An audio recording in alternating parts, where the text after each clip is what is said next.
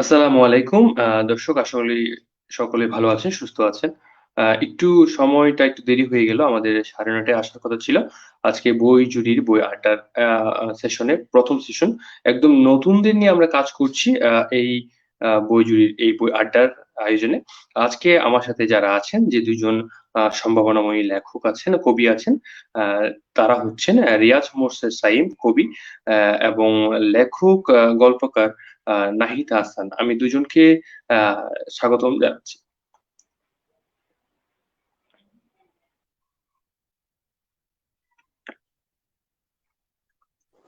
অনেক অনেক ধন্যবাদ ভাইয়া। সামান্য একজন মানুষকে লাইভে আনার জন্য।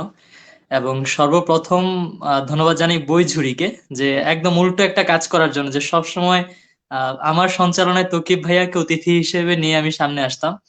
আজকে তকিব ভাইয়ার সঞ্চালনায় নাহিদা হাসান অতিথি হিসেবে আসা, এটা আমার জন্য পরম পাওয়া। তবে এই পাওয়াটা আসলে না দিলেও হতো। আমার কাছে মাঝে মধ্যে বেশ লজ্জা লাগছে যে তকিব ভাইয়ার সামনে অতিথি হিসেবে কথা বলা, এটা আসলে আমার পক্ষে অসম্ভব। হ্যাঁ, নাহিদ বিষয়টা হচ্ছে এমন যে আমার বইজুড়িতে যে আড্ডাটা হবে বিশেষ করে একদম নতুনদের নিয়ে কাজ করার একটা তারা উদ্যোগ নিয়েছে যে তাদেরকে নিয়ে কথা বলা উচিত। তাদেরকে নিয়ে আয়োজন থাকা উচিত বই নিয়ে, নতুন বই নিয়ে। আ কারণ বইয়ের প্রচারগুলো সেভাবে হওয়া উচিত।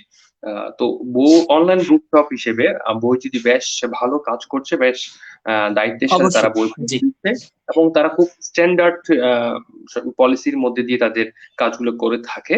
যার কারণে তাদের পাঠকদের, গ্রাহকদের আ কাছে গ্রহণযোগ্যতাটা খুব দ্রুত পেয়েছে এবং তারা চায় যে পাশাপাশি নতুন লেখকদের নিয়ে শুধুমাত্র বই বিক্রির কাজটা করলে হবে না। লেখকদের নিয়ে কথা বলতে হবে। লেখকদের কথা জানিয়ে দেয়া অবশ্যই। দরকার তারা হুম, এই দায়িত্ব নেয়ার পর তারা জানালো যে আমাকে বলল যে এই ধরনের একটা সেগমেন্ট করা উচিত। সেখানে আপনি কথা বলবেন। তো কথা সবসময় তো আমি অতিথি হয়ে আসি। একবার মনে হলো যে সবসময় কাছের প্রিয় লেখকরা থাকে, কথা বলে, সঞ্চালনা করে অনেকে, অনেকের আয়োজনে যাই। এবার না হয় আমি একটু তাদের সাথে তাদের হয়ে কথা বলি এবং তাদেরকে নিয়ে আসি।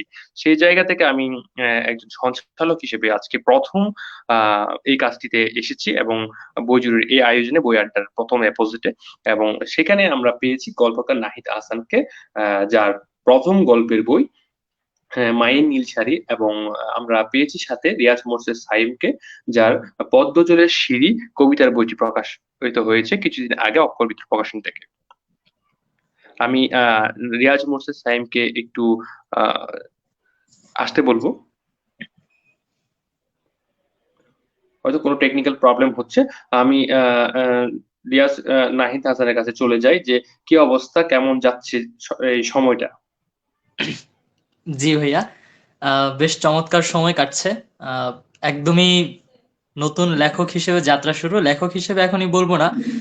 নতুন একটি গল্পগ্রন্থ প্রকাশ পেয়েছে এবং সেই বই নিয়ে ব্যস্ততম সময় কাটছে। প্রচুর মাশাআল্লাহ। মানুষের ভালোবাসা পাচ্ছি, প্রচুর মানুষের রেসপন্স আছে। এবং এই যে আপনাদের হাত ধরে যে যাত্রাটা শুরু হলো, এই যাত্রাটা বেশ এনজয় করছি। অর্থাৎ শুরুটা চমৎকারভাবে হয়েছে এবং নতুন বই সবসময় সাথে রাখা, এই যে চমৎকার একটা অনুভূতি, এটা আসলে অন্যরকম। এটা আসলে বলেই বোঝানো যাবে না কতটা ভালো লাগছে। তবে সবথেকে বেশি ভালো লাগে যখন বই নিয়ে কথা বলি। বইঝুড়ির আজকের এই আড্ডায়, বইঝুড়ির বই আড্ডায় আপনার সাথে কথা বলতে পেরে অনেক বেশি ভালো লাগছে। কারণ বরাবরের মতোই অনেক বেশি একটা কমফোর্ট জোন আপনি আমার জন্য। তো সেই জায়গায় বই নিয়ে কথা বলতে অনেক বেশি সাহস পাই। তো এই আচ্ছা। আরকি। আচ্ছা নাহিদ হাসান, আমি আগে কিছু একটা বিষয় বলি যে আমরা সবসময় যে কথাগুলো বলে থাকি লাইভ সেগমেন্টে আমরা তার বাইরে চলে যাচ্ছি এবং আমরা তার বাইরে বাইরের বিষয় নিয়ে কথা বলব। সেটা হচ্ছে আমরা সচরাচর কিছু বিষয় নিয়ে আমরা রেগুলার আলাপ করে থাকি। তার বাইরে আমাদের কিছু গল্প থাকে আমরা বলতে চাই, হয়তো বলা হয়ে ওঠে না বা প্রশ্নগুলো উঠে আসে না। তার মধ্যে আমি যদি বলি যে একজন নাহিদ হাসান গত বছর বইমেলাতেও একজন পাঠক হিসেবে বইমেলাতে গিয়েছিল এবং তারও আগে একজন পাঠক হিসেবেই ছিল। এইবার তাকে কিন্তু সে পাঠক হিসেবে যাবে তো অবশ্যই। একজন লেখক বই তো পাঠক। আ তার বাইরে সে কিন্তু অবশ্যই একজন লেখক হিসেবেও কিন্তু সেখানে যাবে। সে যদি অস্বীকারও করে কিছু করার নাই। কারণ হচ্ছে তার একটি বই প্রকাশ পেয়েছে। বইটি তাকে লেখক হিসেবে সবার কাছে পরিচয় করিয়ে দিচ্ছে এবং আমরা জানি খুব বেশি সাড়া পাচ্ছে। সেই জায়গা থেকে একজন নাহিদ হাসান যদি এবার বইমেলা অনুষ্ঠিত হয়, সেখান থেকে নাহিদ হাসানের উচ্ছ্বাসটা কেমন হতে পারে কিংবা তার বহিঃপ্রকাশটা কেমন হতে পারে সে একজন গল্পকার হিসেবে কিংবা লেখক হিসেবে? সর্বপ্রথম বলি যে আহ, বই মেলায় আগে যেই কারণে যাওয়া হতো সব থেকে বেশি যাওয়া হতো প্রথম দিকে, যে নতুন নতুন ভালো ভালো চমৎকার মলাটের বই সংগ্রহ করা। অর্থাৎ যেই মলাটের বইটা সুন্দর লাগতো, যে বইয়ের নামটা অনেক সুন্দর লাগতো, সেই বইগুলো কালেক্ট করা হতো। এবং যে লেখকদের নাম একটু বেশি স্কুলে শুনতে পেতাম, জাফর ইকবাল স্যার, ইমদাদুল হক মিলন স্যার, তাদের বইগুলোর জন্য একটু যাওয়া হতো, যে তাদের কাছ থেকে একটা অটোগ্রাফ নেয়া। তারপর হচ্ছে আসাদুজ্জামান নূর, তখন সংস্কৃতি মন্ত্রী, এই তিনি যেত মাঝে মধ্যেই মেলায়। তো তাদের সাথে একটু দেখা করার জন্য যাওয়া হতো। আস্তে ধীরে সেই জিনিসটা চেঞ্জ হয়ে যখন কলেজের দিকে উঠলাম, তখন আসলে তরুণ পাঠক লেখকদের প্রতি আমার আগ্রহটা সৃষ্টি হলো। এবং তোকিব হয়তো জানেন যে আমি গতবারও নালন্দার স্টলের সামনে দাঁড়িয়ে দাঁড়িয়ে ভাইয়াকে মেসেজ করছি যে ভাইয়া কবে আসবেন। আমি 2 দিন 3 দিন আসলে নালন্দার স্টল থেকে সামনে দাঁড়িয়ে চলে গিয়েছে। যে তখন চেঞ্জ হয়েছে, যে তখন আগের পুরনো লেখকদের থেকে আমি ডাইভার্ট হয়েছি নতুন লেখকদের খোঁজার জন্য। তাদের বই কিনতাম, নতুন কারা লিখছে তাদের বই সংগ্রহ করতাম। স্টিল নাও এখনো যদি বই মেলা হয় আমি বই কালেক্ট করার জন্যই যাব। তবে সব থেকে বড় যে গুরু দায়িত্ব হবে, যেহেতু একটা বই প্রকাশ পেয়েছে, অর্থাৎ একটা দায়বদ্ধতার জায়গা সৃষ্টি হয়েছে, যে একজন লেখক হিসেবে আমাকে সেই দায়িত্ব পালন করতে হবে। তো সেই দায়িত্ব পালনের জায়গা থেকে স্টলের সামনে দাঁড়ানোর থেকে সব থেকে বেশি আমি তুকিব ভাইকে বলছিলাম যে আহ, আমার এখন স্বপ্ন স্টলের ভিতরে থাকা। স্টলের ভিতরে থেকে আমি কিছুটা সময় ব্যয় করব, সবসময় স্টলের বাইরে থেকে সময় কাটিয়েছি, স্টলের বাইরে থেকে লেখকদের অপেক্ষায় সময় কাটিয়েছি। এবার একটু দায়িত্ব এসেছে স্টলের ভেতরে থেকে দাঁড়িয়ে পাঠকদের জন্য অপেক্ষা করা। তো এটা একটা বড় গুরু দায়িত্ব, এবং এই উচ্ছ্বাস, এই আগ্রহ যেন দ্রুত শেষ হোক সেই অপেক্ষার দিন গুনছি, সময় গুনছি, কবে বইমেলা হবে এবং কবে আমি স্টলের ভেতরে গিয়ে দাঁড়াবো। আহ এই আচ্ছা, আর কি। সে জায়গায় যদি বলি আমরা একজন নাহিদ হাসানকে আরো বেশ কিছু পরিচয় জানি একজন মোটিভেশনাল স্পিকার কিংবা পাবলিক স্পিকার হিসেবে এবং তিনি ভালো একটি সংগঠনের চালায় স্বপ্নদ্রষ্টা।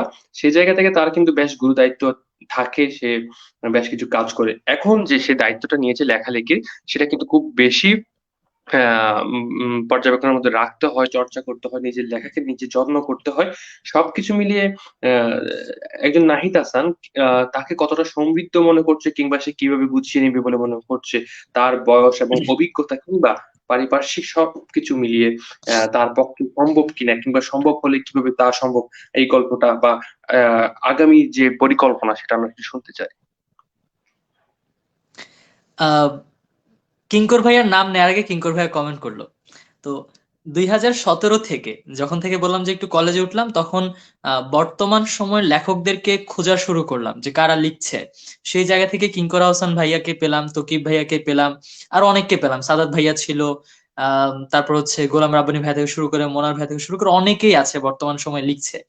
তো তাদের লেখা দেখে আসলে আমার লেখালেখির প্রতি ঝোঁকটা আরো বেশি বেড়ে ওঠে। সেখান থেকে যখন আমার বই বের হচ্ছে, আমি বারবার বারবার তকিব ভাইকে নক দিচ্ছি, কিঙ্কর ভাইকে নক দিচ্ছি, যে ভাইয়া আপনারও বই বের হলো, আমারও বই বের হলো, কিন্তু আমার তো এখন ভয় লাগছে যে আপনাদের বই বের হয়ে গিয়েছে কিন্তু আমার বই আমি এখন আনতে চাচ্ছি না। কারণ আমার কাছে মনে হচ্ছে যে আপনারা বড় ভাইয়ারা লিখেছেন, আপনাদের সামনে আমার বই কিছুই হবে না। এরকম একটা ভয় কাজ করতো।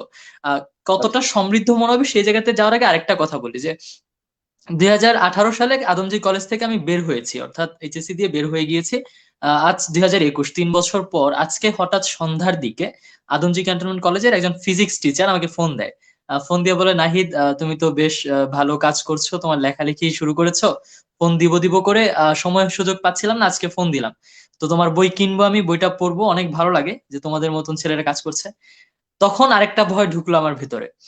এই যে বড় বড় মানুষ বা সিনিয়র মানুষ যারা, যাদেরকে প্রচন্ড পরিমাণ শ্রদ্ধা করি, গুরু মনে করি, লেখালেখির দিকে তকিব ভাইয়া, কিঙ্কর ভাইয়া তাদেরকে গুরু ভাবি, এবং হচ্ছে আদমজী কানন কলেজের যে টিচাররা তাদেরকে গুরু ভাবি। এই গুরুজনরা যখন আমাকে বলছে যে তোমার বইটা আমি পড়বো, ঠিক সেই জায়গা থেকে একজন নাহিদ হাসান সম্পূর্ণ সমৃদ্ধ বলে আমি এখনো মনে করি না। আমি এখনো পড়ছি, অনেক পড়ছি। আমাকে স্যারও বললো যে তোমার কিন্তু অনেক তাহলে পড়তে বিষয়টা হবে। আমি বিষয়টা বললাম আমি জি স্যার, আমি বুঝতে অনেক পারছি। পড়বো। হ্যাঁ, আমি জামাচ্ছি বিষয়টা এমন যে একজন নাহিদ হাসান যদি পুরোপুরি সমৃদ্ধ নাও হয়, অনেকে প্রশ্ন করবে তাহলে কেন লেখালেখিতে সে এসেছে। তাহলে কি জবাবটা এমন হতে পারে যে নাহিদ হাসান চর্চার মধ্যে আছে কিন্তু সেটা এক্স্যাক্টলি, প্র্যাকটিক্যালি। এক্স্যাক্টলি সেটা হ্যাঁ, বলছিলাম যে প্র্যাকটিক্যালি। আমি সেটা কিন্তু প্র্যাকটিক্যাল। এখনো প্রচুর পরিমাণে গল্প নিয়ে রিসার্চ করছি, গল্প কিভাবে আরো ডেভেলপ করা যায়, প্লট কিভাবে সেটা কিন্তু সমৃদ্ধ করতে করা হয়, যায়, সেটা কিন্তু আমাদেরও শব্দ করতে চয়ন হচ্ছে। কিভাবে সুন্দর হয়। হ্যাঁ, আমাদেরও করতে হচ্ছে, প্রতিষ্ঠিত লেখকেরও করতে হচ্ছে, অনেক বই ঘাটাঘাটি করতে হয়। কিন্তু সমৃদ্ধর বিষয়টা হচ্ছে শব্দ ভান্ডার কিন্তু শব্দ ব্যবহারের ক্ষেত্রে যে প্রয়োজনীয়তা থাকে, সে সবকিছু জি মিলিয়ে জি, আমার মনে হয় কি আমি যেটা করেছিলাম যে আমি মনে হয়েছে যে আমি নেমে পড়ি। নেমে পড়লে হয়তো আমার উন্নতিটা খুব তাড়াতাড়ি হবে। কিংবা থেমে থাকলে যেটা হয় কি চর্চাটা আ পারিপার্শ্বিক অবস্থা কিন্তু সবাই বোঝে না। আমি কিভাবে আমার ফ্যামিলি মেইনটেইন এক্স্যাক্টলি। করি কিংবা আমার পরিবেশটা কেমন? সেই জায়গায় কি আমি শুধু চর্চাটা করাটা সহজ কিনা? কিংবা আমি যখন পাঠকের কাছে চলে যাব তখন দায়বদ্ধতার জায়গা থেকে এইটাকে কাজ হিসেবে নিলে তখন অবশ্যই আমাকে ভালোটা করার জন্য ভালো চর্চাটাই আমার আ করতে হয়। এরকম কিছু নাহিদ হাসান করছে কিনা? জি ভাইয়া, এক্স্যাক্টলি। আমি বই প্রকাশ পাওয়ার আগে থেকেই গল্প নিয়ে প্রচুর রিসার্চ করা হতো যে গল্পটা আসলে কিভাবে শুরু হচ্ছে, কিভাবে এন্ডিং হলে পাঠকরা খুশি হচ্ছে, কিভাবে শুরু করলে পাঠকরা খুশি হচ্ছে। তো সেই দিকে ভেবে তারপর হচ্ছে আমার দিকে আসা যে হচ্ছে আমি কিভাবে চরিত্রগুলোকে গল্পে প্রবেশ করাবো, সেই চরিত্রগুলো কতদূর টেনে নিয়ে যাবে, শব্দ ভান্ডারে কতটুকু শব্দ সংযোজন করা দরকার, কতগুলো শব্দ চয়ন কিভাবে নিব, শব্দগুলো কিভাবে গাঁথবো একটা বাক্যের মধ্যে, সবগুলো নিয়ে অনেক ভেবে চিন্তে প্রথম একটা বই গল্পগ্রন্থ প্রকাশ পেয়েছে। তবে এখনো আমি মনে করি যে শেখার যেখানে শেষ নেই, সেই জায়গাতে আমি নতুন মাত্র লেখালেখি শুরু করেছি। পাঠক প্রিয় হচ্ছে, আমার গল্পগুলো মানুষ পড়ছে এবং তারা অনুভূতি ব্যক্ত করছে যে চমৎকার লেগেছে, ভালো লেগেছে, গল্পের প্লট, গল্পের বাছাই সুন্দর লেগেছে। তারপরেও আমি নিজে আমি যখন বই পান্ডুলিপি জমা দিয়েছি পাঠক এই প্রকাশককে, তখনও আমি বই পড়েছি। এখন আমার বই এসেছে, এখন আমি বই পড়ছি কিভাবে আমার গল্পগুলোকে আরো সুন্দর করা যায়, কিভাবে আরো শব্দ ভান্ডারটাকে সমৃদ্ধ করা যায়। এবং সেই দিক থেকে আমি বলবো সব থেকে বেশি ফলো করছি তরুণদের। কিঙ্কর ভাইয়া কিভাবে গল্প লেখেন, তকিব ভাইয়া কিভাবে নিদাস্তিয়াকে একটা গল্পের মধ্যে তুলে নিয়ে আসলেন, তকিব ভাই কিভাবে রিঙ্গনপুরের রাজাদের আহ কাহিনীটা তুলে ধরলেন। সবকিছু নিয়ে আসলে আমার একটু ঘাটাঘাটি চলছে এবং শিখছি আমার ভাইয়াদের কাছ থেকে। আচ্ছা। আ তাহলে আমি একটু থামিয়ে আমি রিকোয়েস্ট করব যে ব্যাক স্টেজে যিনি আছেন নাইম আহসান, আ যে বই জুরি নির্বাহী পরিচালক, তাকে বলব যে একটু কমেন্ট গুলো যদি তোলা যায়। কারণ আমরা একটু মাঝখানে যদি কমেন্ট গুলো পড়ে দেখি তাহলে অনেকে হয়তো আমাদের নাহিদ হাসান এবং রিয়াজ মোর্শেদ সাইমের জন্য অনেক কিছু বলেছেন। আ আ হ্যাঁ, আমরা আমাদের আরেকজন কবি একে পেয়ে গেছি যে হয়তো কোনো আ টেকনিক্যাল প্রবলেম এর কারণে তাকে এতক্ষণ আমরা পাইনি। তার সাথে একটু আমরা পরিচয় হয়ে নিই। আমরা সকলেই কিন্তু জানি যারা পদ্মজলের দেখছি। সিঁড়ির লেখক, হ্যাঁ, আপনাকে ধন্যবাদ আসার জন্য। হ্যাঁ, আমরা সকলেই জানি তাকে চিনি। সকলের পরিচিত মুখ রিয়াজ মোর্শেদ সাইম। তার জলছনার মাখামাখি এবং পদ্মজলের সিঁড়ি ২ টি কবিতার বই প্রকাশ অলরেডি প্রকাশিত এবং সামনে তিনি বেশ কিছু ভালো কাজ করছেন। আমরা তার থেকে শুনবো। তবে তার আগে আমি একটু কমেন্ট গুলা দেখবো। কমেন্ট গুলার কিছুটা কয়েকটা পড়ে তারপর আমরা রিয়াজ মোর্শেদ সাইমের কাছে যাবো। প্লিজ নাইম হাসান।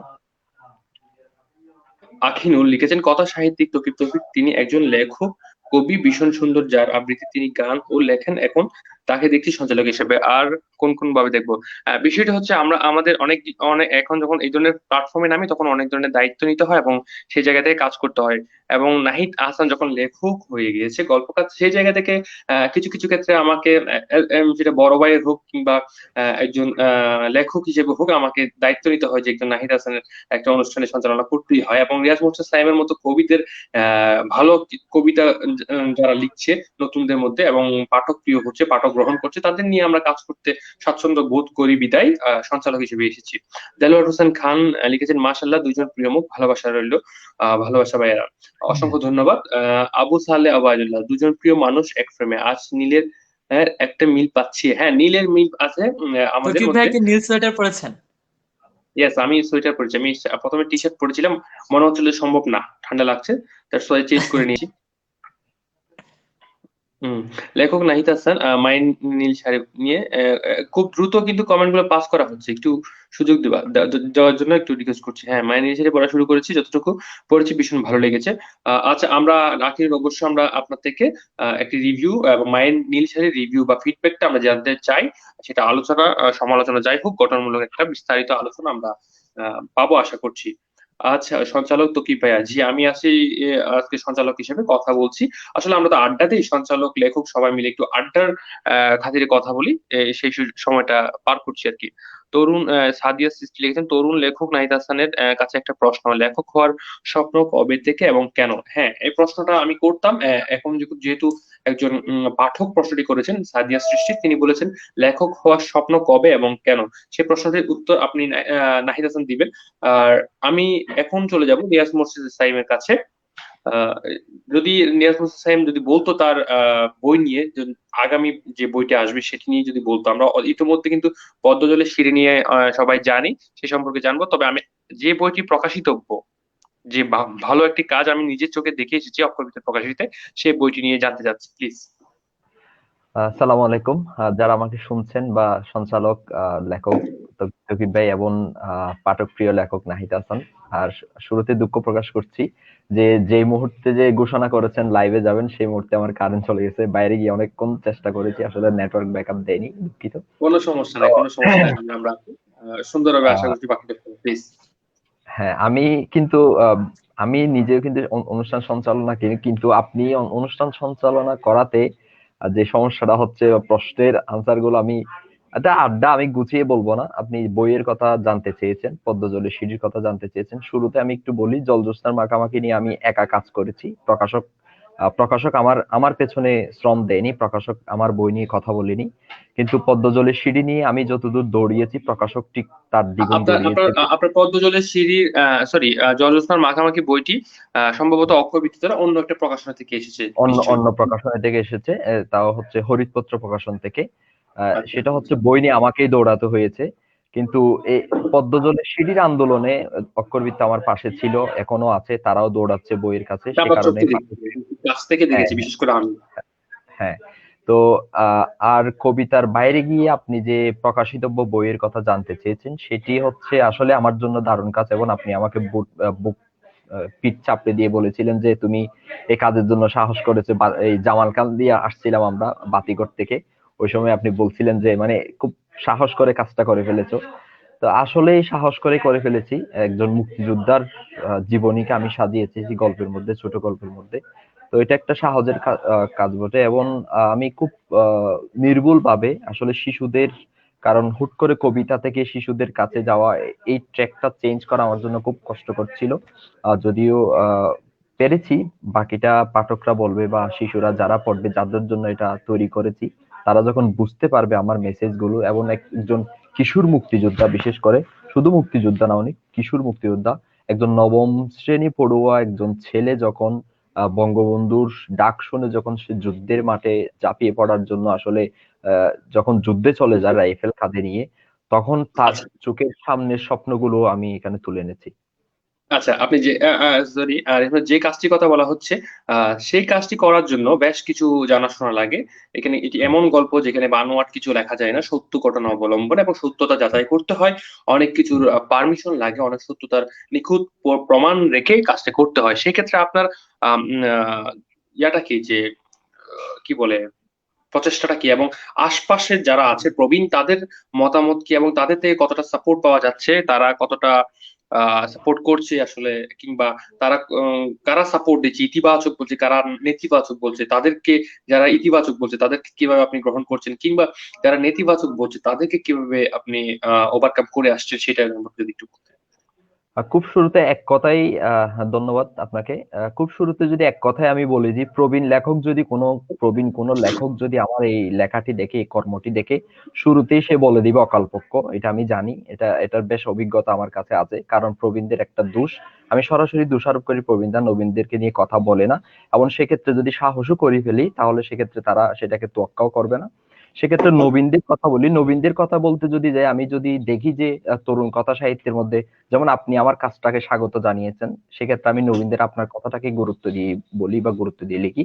আর যে জিনিসটা রিসার্চের যে জিনিসটা বলেছেন, আমি 2008 সাল থেকে ওই মুক্তিযোদ্ধার সান্নিধ্য পেয়েছি, এবং 2008 সাল থেকে ওনার যুদ্ধের কাহিনী, ওনার শৈশবের বেড়ে ওঠার কাহিনী, ওনার যুদ্ধে নিজে গিয়ে আহ কর্নেল অলি আহমদকে বাঁচানো এবং নিজে যুদ্ধ করা। উনি গেরিলা বাহিনীর কমান্ডার ছিলেন, FF2 গ্রুপের কমান্ডার ছিলেন, 1 নম্বর সেক্টরে যুদ্ধ করেছেন। এই জিনিসগুলো ওনার কাছ থেকে শোনা, এবং ওনার প্রায় দীর্ঘ 8 থেকে 18 সাল, উনি 2014 সালে মারা গেছেন, তাহলে প্রায় 10-12 বছর ওনার সান্নিধ্য পেয়েছি।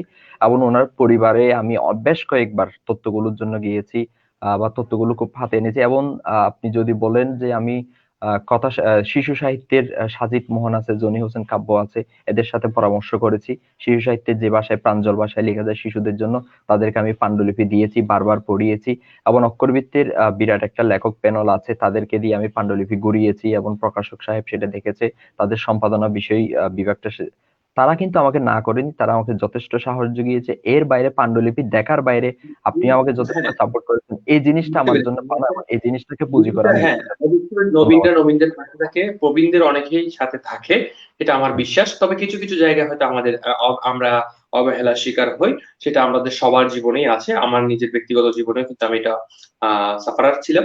তো সেই জায়গা থেকে আমি বলছি যে একজন একটি বাস্তবধর্মী জীবনী লিখতে গিয়ে, গল্প লিখতে গিয়ে সেই ক্ষেত্রে প্রতিবন্ধকতা আসলে কিরকম, যে নিজ এলাকাতে বা আশেপাশে, আমি ওই জায়গা থেকে চিন্তা করছি যে যাকে নিয়ে লিখছেন তার জায়গা থেকে, তার এরিয়াতে, তার আশেপাশে বা আত্মীয়-স্বজন বা স্বজনদের, কিংবা তার যারা সমাজ নিয়ে থাকে, যে সমাজ সংঘবদ্ধভাবে আছে, সবকিছু মিলিয়ে কিভাবে সেটাকে ওভারকাম করেন, বা তাদের সাপোর্টটাকে কিরকম, তারা কি স্বীকৃতি দিয়েছে কিনা আপনার এই লেখা?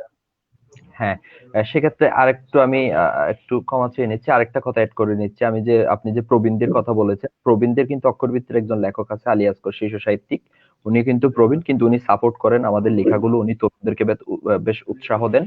এবং আপনি যে ওনার আশেপাশের এলাকার কথা বলছেন, সেটা আজ পর্যন্ত দেখা যায়নি। তবে আমি যে বিষয়টা শিকার হয়েছি সেটা হচ্ছে, আমরা আসলে একটা জিনিস সবসময় ভুল করে বসি, সেটা হচ্ছে উনি একজন মুক্তিযোদ্ধা, দেশের জাতির একজন সূর্য সন্তান, কিন্তু তার বাইরে গিয়ে ওনার একটা রাজনৈতিক পরিচয় আছে।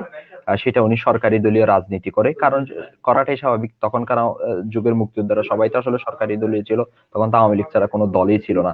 কিন্তু আমার যে প্রতিবন্ধকতা সৃষ্টি হয়েছে, যে ওনাকে নিয়ে কাজ করতে গিয়ে আমাকে ট্যাগ খেতে হচ্ছে বারবার, আমাকেই আমাকেই দোষারোপ করা হচ্ছে, কিন্তু ওনার জায়গা থেকে আমি সাপোর্ট পাচ্ছি, ওনার এলাকার মানুষদের থেকে সাপোর্ট পাচ্ছি।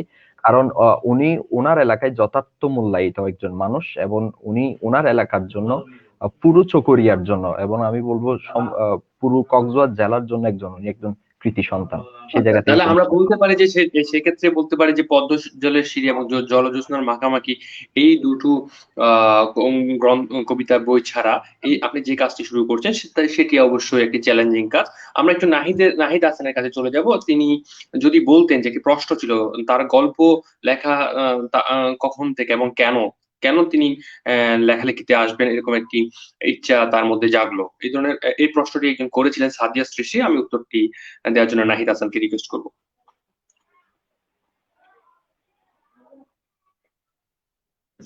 হ্যাঁ, ধন্যবাদ তুকিব ভাইয়া। সাদিয়া আপু যে প্রশ্নটি করেছেন সেটার উত্তরটাই বলছি। যে লেখালেখির শুরুটা, আম, আমি বলবো আমি যখন কলেজে পড়ি তখন ফেসবুকে মাঝে মধ্যে লিখতাম যে হচ্ছে আমার কেমন লাগছে, বা কোন একটা মোমেন্ট আমি একটু বর্ণনা করতাম। তারপর হচ্ছে ছবির ক্যাপশন দিতাম, তখন গিয়ে দেখতাম যে বন্ধুদের মাঝে সেগুলো বেশ প্রিয় হয়ে উঠছে। বন্ধুরা বেশ আলোচনা করছে, তারা নিজেদের ছবিতে দিচ্ছে। তো তখন গিয়ে 2017 সালে একটা ইভেন্ট হয় যে কিছু গল্প নিয়ে বইমেলা একটা বই প্রকাশ করা হবে, নির্বাচিত গল্প। তো সেই জায়গায় আমার এক বন্ধু আমাকে বেশ একটু জোর করিয়ে, যে তুমি তো ভালো লেখো, একটা গল্প লিখে জমা দাও। আমি প্রথম দিকে চাইনি, তো পরের দিকে হচ্ছে আমি রাজি হই এবং সেই প্রতিযোগিতায় আমি অংশ নিই আর কি। ছোট্ট একটা গল্প লিখে এবং গল্পটা জমা দিই। 2017 সালে কাকতালীয় ভাবে হয়তো সেই গল্পটি আমার সিলেক্ট হয়, এবং বইমেলায় সর্বপ্রথম আমার একটা গল্প প্রকাশিত হয় 2017 সালে, একটা যৌথ গল্প গ্রন্থে আর কি। 21 জন সেরা গল্পকারের একজন আমি ছিলাম। তো সেই জায়গা থেকে আমার লেখালেখিটা শুরু, একটা অনুপ্রেরণা ছিল অনেক বড়। এবং তখন থেকে এই যে বইমেলায় যারা লিখতো, তখন থেকে একটা রিলেট করতে পারতাম যে হচ্ছে আমার বই যখন এসেছে, তাদের তো নিজেদের একটা সম্পূর্ণ বই, অর্থাৎ আমার একটা বইতে 21 জনের সাথে আমার একটা লেখা বের হয়েছে। তখন আমি অনেক রেসপন্স পেয়েছি, অনেকে আমার ওই বইটা কিনেছেন, যদিও পুরো বই বইটিতে মাত্র আমার একটা গল্প ছিল, তাও সেই বইটি অনেকেই কিনেছেন। তো তখন সেই 2017 থেকে আমি একটা স্বপ্ন দেখতে শুরু করি, যে তাহলে যদি একটা গল্পের জন্যই আমি এতটা রেসপন্স পাই, আমি এতটা মানুষজনের কাছে প্রিয় হয়ে উঠি, মানুষজন আমাকে এতটা আগলে নেয়, তখন যদি সম্পূর্ণ একটা বই বের হয় যে বইটিতে পুরো বইটি আমার লেখায় থাকবে, তখন আমি হয়তো আরো বেশি মানুষের ভালোবাসা পাবো।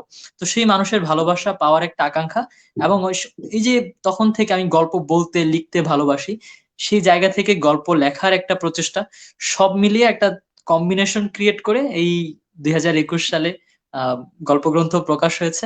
এবং মানুষ যে ভালোবাসা আগলে নিয়েছেন, এই জায়গায় আমি আসলে বুঝতে পারি যে সিদ্ধান্ত এবং স্বপ্ন দেখা, এই দুইটা জিনিসের একটাও ভুল ছিল না। এই আর কি।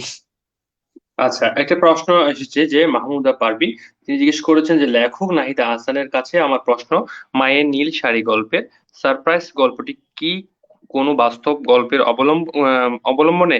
গল্পটি সম্পর্কে একটু জানতে চাচ্ছি। হ্যাঁ, এই এই প্রশ্নটির উত্তরটা দিয়ে আমি উত্তরটি পাওয়ার আগে একটা কথা বলি যে এই মুহূর্তে লাইভটি চলছে, এই সময় যদি রিয়াজ মুর্শেদ সাইমের সকল বই এবং নাহিদ হাসানের মায়ের নীল শাড়ির কেউ অর্ডার করেন, তাহলে বইজুড়ির যে প্রাইসটা আছে মূল্য ছাড়ের পর, তার সাথে এক্সট্রা 5% যুক্ত হয়ে যাবে। সেই সাথে আমাকেও সুযোগটা দেওয়া হয়েছে, আমার বই যদি অর্ডার করা হয় সেখানে সেই সুযোগটা রয়েছে বলে আমাকে নির্বাহী পরিচালক জানিয়েছে। আমি জানি না সেটা আমাকে এই সুযোগটা কেন দিল, তবে এই মুহূর্তে দুই লেখকের বই আপনারা সংগ্রহ করবেন অবশ্যই। এই মুহূর্তে যদি করেন তাহলে সেই ছাড়টা আপনারা খুব সহজে পেয়ে যাবেন। এবং আমি উত্তরটি পাওয়ার জন্য আমি নাহিদ হাসানকে বলবো যে উত্তরটি যদি দেওয়া যায়।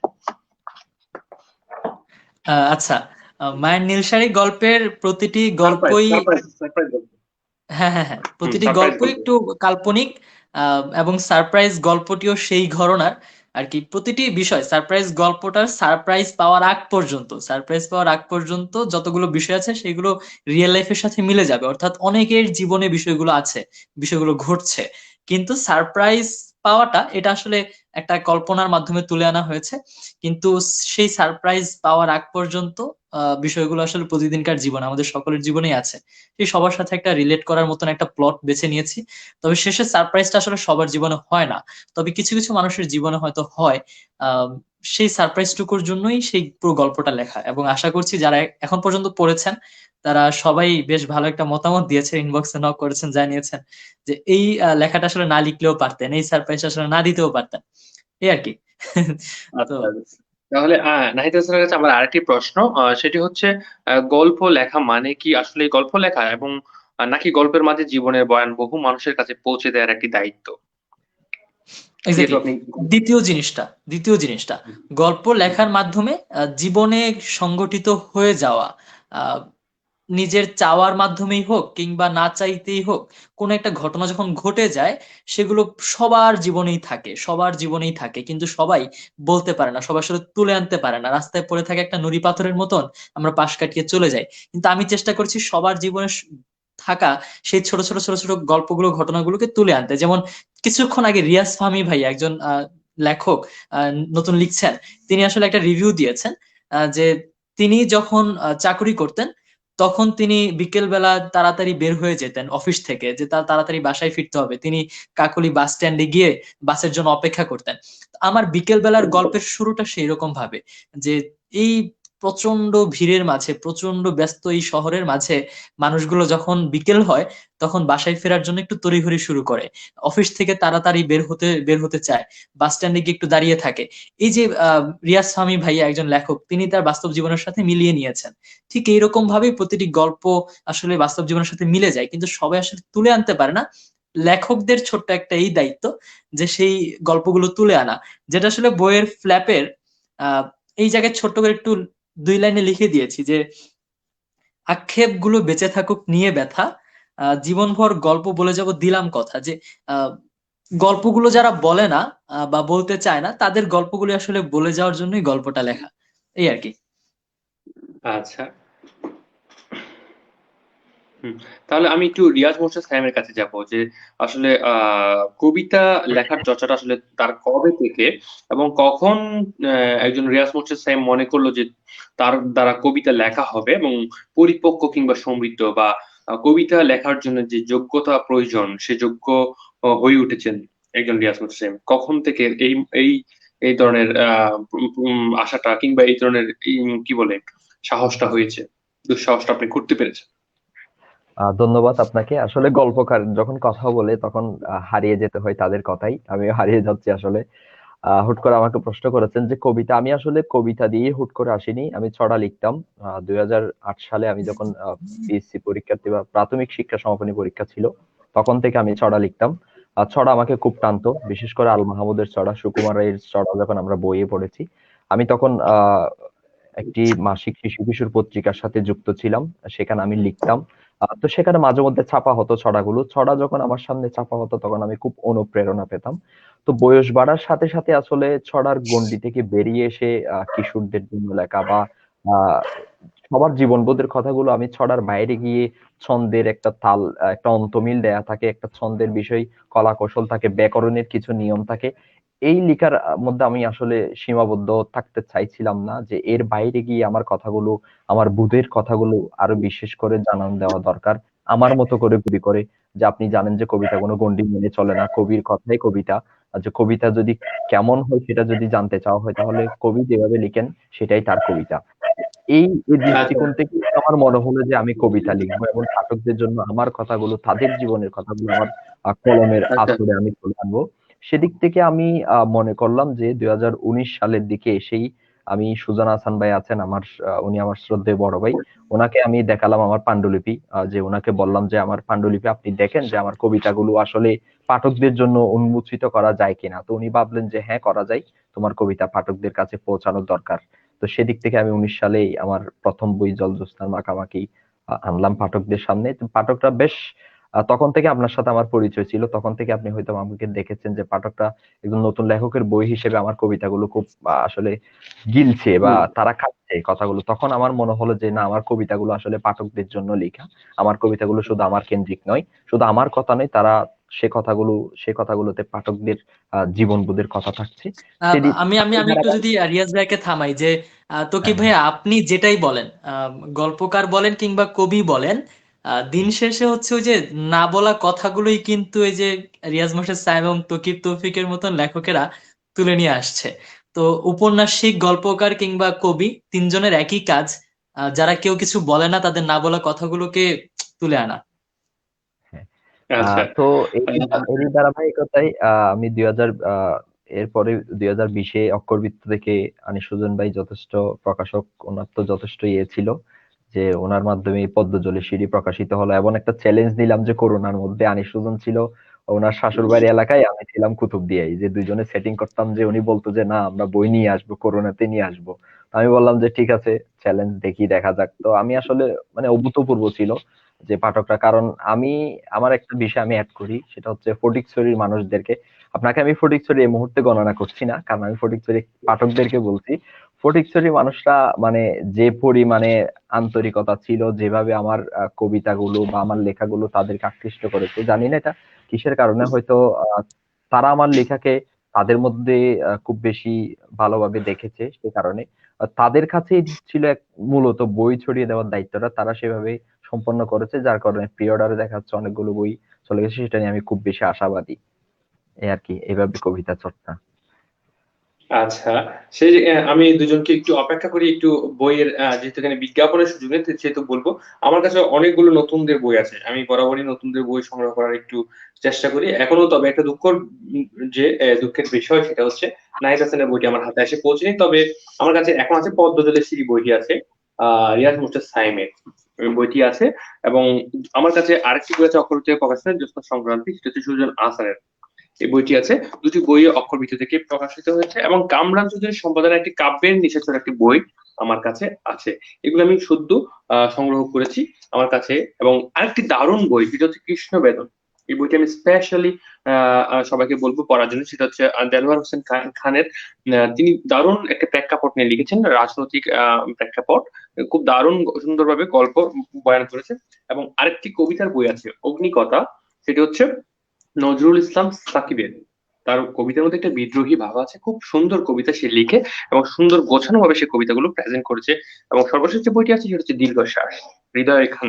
এই নতুনদের এই বইগুলো আমার কাছে আছে, আমি এই বই নিয়ে কথা বলছি। এবং আরেকটি আহ আমি সাহিত্য পত্রিকা যেটাকে বলে সাহিত্য ম্যাগাজিন আমি সংগ্রহ করেছি, এবং সেটি হচ্ছে দেয়ান। এখানে খুব ভালো কিছু লেখা আছে। আমি এই এই কথাগুলো, এই বইগুলোর কথা কেন বললাম, আমি নতুনদের বইগুলো সংগ্রহ করেছি।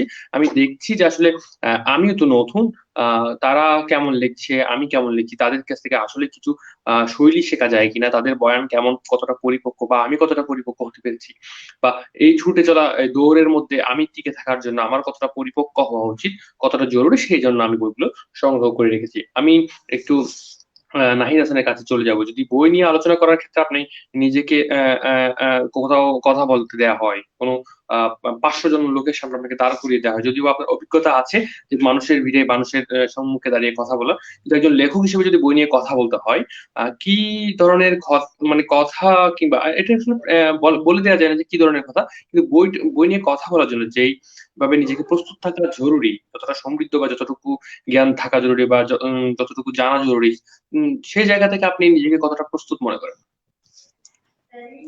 আহ বই নিয়ে কথা বলার ক্ষেত্রে বইয়ের যে বিষয় নিয়ে কথা বলা জরুরি সেই সম্পর্কে আমি মোটামুটি একদমই প্রস্তুত।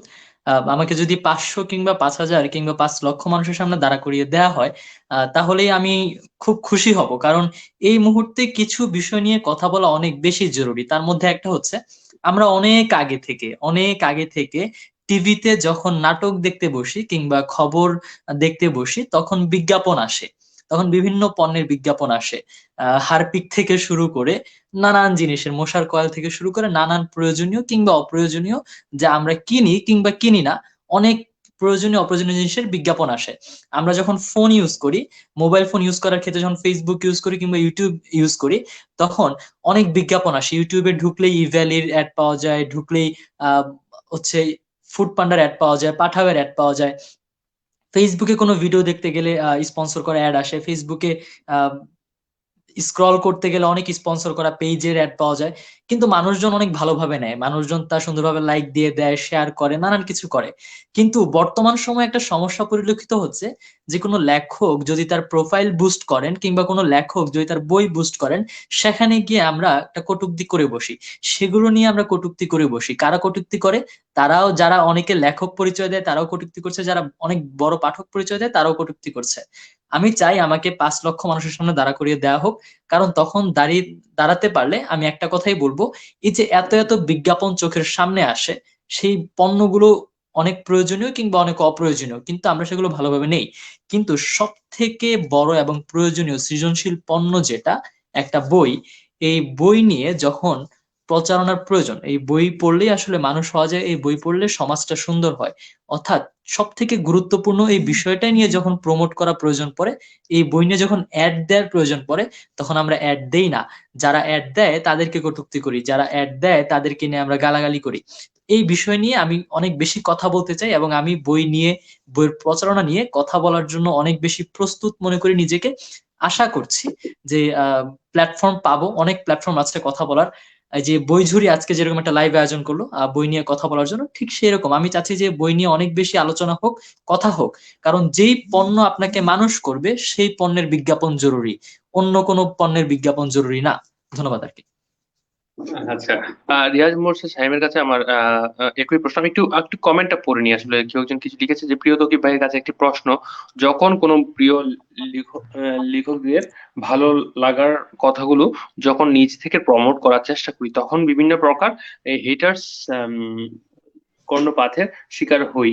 এটা কিভাবে নেবেন? আসলে হচ্ছে লেখালেখি, আমি এখানে যেহেতু বা সঞ্চালক হিসেবে কথা বলছি, তো লেখালেখির জায়গা থেকে বলি। সম্প্রতি সবকিছু আমার চোখেই পড়ছে, আমি নিজেও সবকিছু জানি, বুঝি। সবকিছু বলার পর এটাই বলবো যে সবকিছুর দুটো দিক থাকে, কেউ গ্রহণ করে, কেউ গ্রহণ করে না। সার্বজনীন কখনো হতে পারে না। হয় একটা majority percent should be granted, এরকম আমাকে গ্রহণ করছে অধিক, কিন্তু কিছু মানুষ গ্রহণ করছে না, তারাই সবসময় এই কাজে থাকবে। যখন তৌফিকের লেখা কিংবা নাহিদ হাসানের লেখা কিংবা রিয়াজ মোর্শেদের একটা লেখাকে যদি কখন দেয়ালে লিখে ফেলি, কিংবা একটা রিয়াজের একটা কবিতার লাইন এত সুন্দর ছিল, সে মাত্র ধরলাম তার কোনো বই, একটি বই প্রকাশ হয়েছে, দুটি বই হয়নি, আর আগামীতে কোনো বই আসবে সেটা আমরা জানি না, শুধু একটি বই প্রকাশ হয়েছে। সে বই একটি বাক্য এতটাই সুন্দর, এতটাই শিক্ষণীয়, যেটা দেয়ালে লিখে দেওয়া যায়, যেন হাঁটতে বসতে ঢুকে দেখে সেই লেখা থেকে অনেক কিছু শেখা যায়। সেই বাক্যটি রিয়াজ মোর্শেদ সাইমের, ধরলাম। রিয়াজ, এখন প্রশ্ন আসবে, দেয়াল লিখে চিকা মেরে প্রচার করতে হচ্ছে, এই কেমন লেখক হয়ে গেল, সে কি পরিপক্ক? কিন্তু তখন বিবেচনা করো যে এই বাক্য থেকে অনেক কিছু শেখা যায়, এই বিষয়টা হয়তো উপলব্ধি করতে পারে না। তো আমি খুব, আমারও এমন না যে আমারও কষ্ট হয়, আমিও এমন না যে অনেক কথা শুনে কষ্ট পাই না, পাই, কিন্তু কিছু কিছু জিনিস চিন্তা করি যে ভালোবাসার জায়গা থেকে অনেকেই কিন্তু আমাদের লেখা নিয়ে কথা বলে, বই নিয়ে কথা বলতেছে, বইয়ের কথা ছড়িয়ে দিচ্ছে, সেই জায়গা থেকে যদি বলি, আমাদেরকে নিয়ে অনেক যখন কথা হয়, হোক, কথাটা হওয়ার জন্যই, যতদিন চুপ ছিলাম কথা হয়নি, এখন কথা বলছি, কথা হচ্ছে। আমার এপিলেপটিক হাইদের অধ্যয়ন যখন প্রকাশ হলো, তখন আমি নিজেও তেমন কোনো একটা কথা বলতাম না, মোটামুটি যতটুকু চেষ্টা করতাম ফেসবুকে হয়তো হালকা পাতলা, এত লাইভ টাইপ বা এত কিছু করার সুযোগ আমার হয়নি, আমি বলতাম না, কিংবা বই নিয়ে এত বেশি পোস্ট বা এত কিছু বলতাম না, যেটা করার সামান্য করতাম। কিন্তু আলটিমেটলি যখন বই নিয়ে একটু বেশি কথা বলছি, আমি মনে করলাম যে বইয়ের কথা বলা দরকার। আমি নিজেই বলেছি বিলবোর্ড গুলো ভাড়া নেওয়া দরকার বইয়ের বিজ্ঞাপনের জন্য। তখন হয়তো কিছু কথা আসছে, যে সমৃদ্ধ পরিপক্ক মানুষ আমাকে আরো কিছু শেখানোর চেষ্টা করছে, আমি শিখবো তাদের থেকে, অবশ্যই শিখবো, কিন্তু আমার কথাটা ফেলে দেওয়ার মতো না। আমিও চাই যে একটা বিলবোর্ড, ইলেকট্রিক বোর্ডে আমার বইটা, নাহিদের বইটা, কিংবা নতুন যারা আছে, রিয়াজের বইটা যারা আছে, তাদের বইটা বিভিন্ন অ্যাঙ্গেল থেকে মক আপ করে 3D ডিজাইনে দেখানো হোক, বইটি অমুক প্রকাশনী থেকে আসছে এটা বলা হোক, যে বইটি এত মূল্য, আসুক, বলুক। একটি ভালো পণ্যের বিজ্ঞাপন ইলেকট্রিক বোর্ডে উঠতেই পারে, উঠবে, ওটা উচিত, এটা নিয়ে বলছি। সেখানে আমাকে জ্ঞান দেওয়া হচ্ছে, অবশ্যই আমি জ্ঞান নেব, তার থেকে পরামর্শ নেবো যে দিবে। তো এই জিনিসগুলো আসলে তেমন একটা আমার, আমি মাকাই না আসলে, যতটুকু আসবে সামনে, আরো অনেক কিছু ফেস করতে হবে। আমরা একটা প্রশ্নে কমেন্টে চলে যাই। নাহিদ হাসান ভাইয়ের ফেসবুক প্রোফাইলটা প্রয়োজন কিভাবে পার, বুঝলাম না এটা কিভাবে পারতো, কি ভাইয়া বুঝি না, আমি এই জিনিসটা বুঝি নাই। নাহিদ হাসান ভাইয়ের মানে প্রোফাইলটা কিভাবে পাবে, প্রোফাইল লিংক? ও, প্রোফাইল লিংকটা নাহিদ হাসানের প্রোফাইল লিংকটা এখানে আমাদের এই লাইভ শেষ হলে সেখানে পোস্ট করে দেওয়া হবে নাহিদের। আমি বলবো যে যারা কন্ট্রোল করছে, ব্যাক স্টেজ আছে, তাদের কেউ একজন যদি লিংকটা কমেন্টে দিয়ে দেওয়া হয়, বা তার ওনার রিপ্লাই দিয়ে দেওয়া হয়। কেউ বিথি একজন লিখেছেন কমেন্টে ভাই, রিপ্লাই আমাকে মেনশন করে দিলেই হবে। হ্যাঁ, বিথি একটা কমেন্ট করেছিল, স্কিপ হয়ে গিয়েছে। সুজন আসার ভাই একজন কবি আর দুজন কথা সাহিত্যিক, সাথে আছে আমরা একদল পাঠক। আমি একটু আগে সুজন আচারের বই নিয়ে বলছিলাম যে জ্যোৎস্না সংক্রান্তি নিয়ে, তিনি একজন লেখক এবং দারুণ সম্পাদক হিসেবে আমি জানি, এবং আমি জানি যে আমি দক্ষতার সাথে, খুব প্রতিশ্রুতির সাথে কাজ করে গেছে, সম্পাদনার কাজ করে গেছে হরিতপত্রে, এবং সেটা যথারীতি অক্ষরবিত্ত করছে। সো সেই জায়গায় কিন্তু একজন সম্পাদকের কাছে বই যাওয়া মানে আমাদের জন্য একটু ভয় ভয়ের একটা বিষয়, সুজান আচারের ক্ষেত্রে বলবো। তো আমি রিয়াজ মোহাম্মদ সাহেবের কাছে চলে যাচ্ছি, যে প্রবীণ ও নবীন কবিদের মধ্যে কাদের কবিতা পড়া হয়, কেন তাদের কবিতা আসলে পড়া হয়, সেই বিষয়ে একটু আমাদের স্পষ্ট করে, কাদের পড়া হয় আসলে।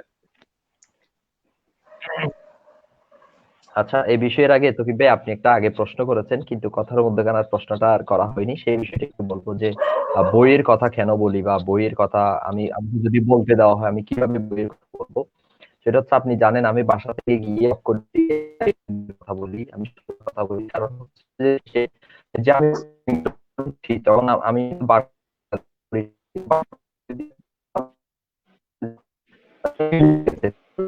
আমি কেন কথা বলবো? যখন আমি পড়ছি জ্যোৎস্না সংক্রান্তি আমার জাতি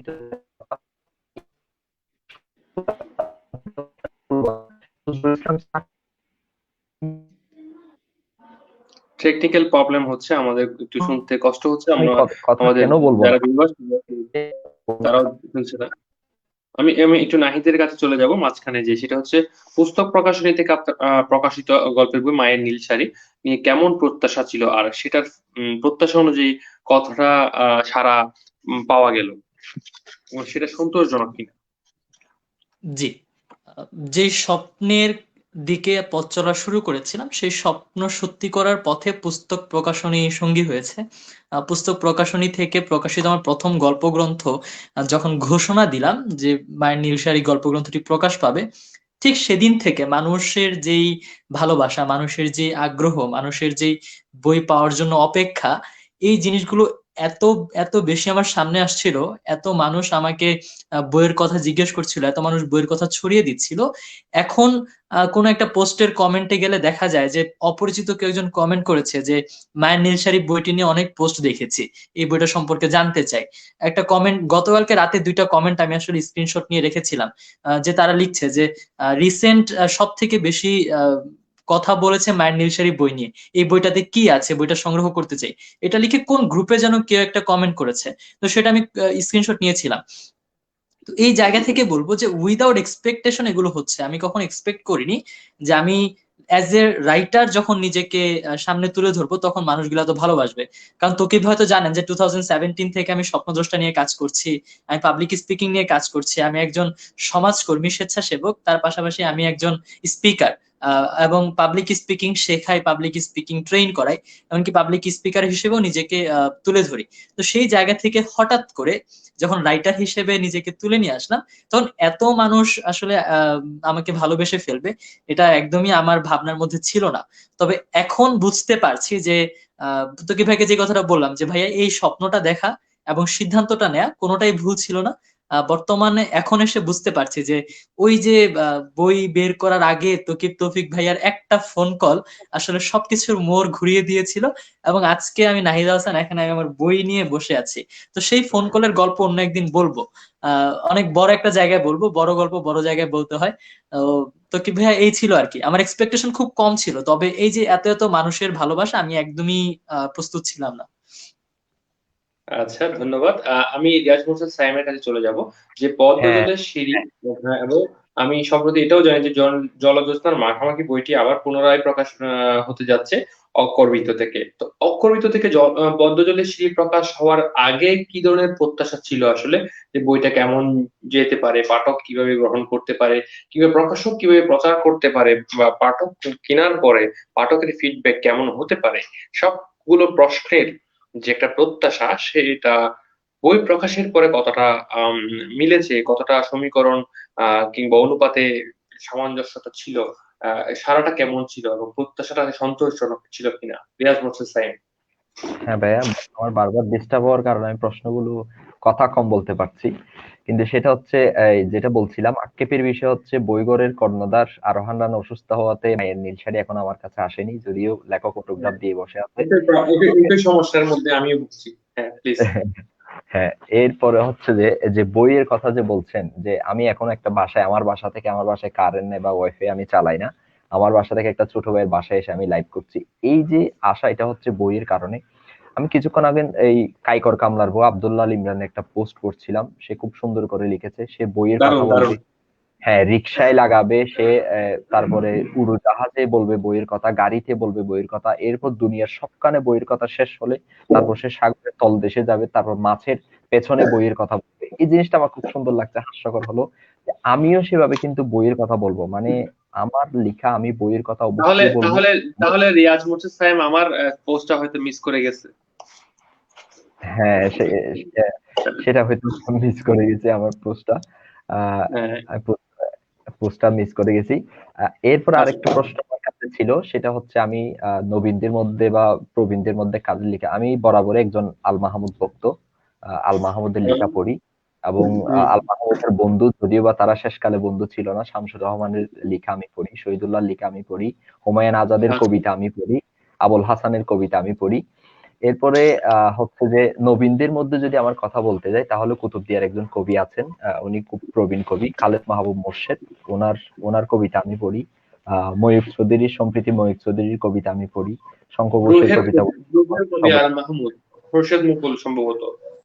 আমি মহলের কবিতা পড়ি, কবিতা পড়ি, তাপস চক্রবর্তীর কবিতা পড়ি, এবং সবশেষ হচ্ছে অক্ষরবৃত্ত থেকে অনেকগুলো কবিতার বই বেরোচ্ছে, তাদের কবিতা পড়ি। আসলে তাদের কবিতা পড়তে পড়তে মানে প্রবীণদের লেখা আর পড়া হয়ে উঠছে না, দেখা যাচ্ছে আমার জীবনের কথাগুলো খুব সহজেই তারা খুব সুন্দরভাবে সাবলীল ভাবে তারা তুলে আনতে পারছে।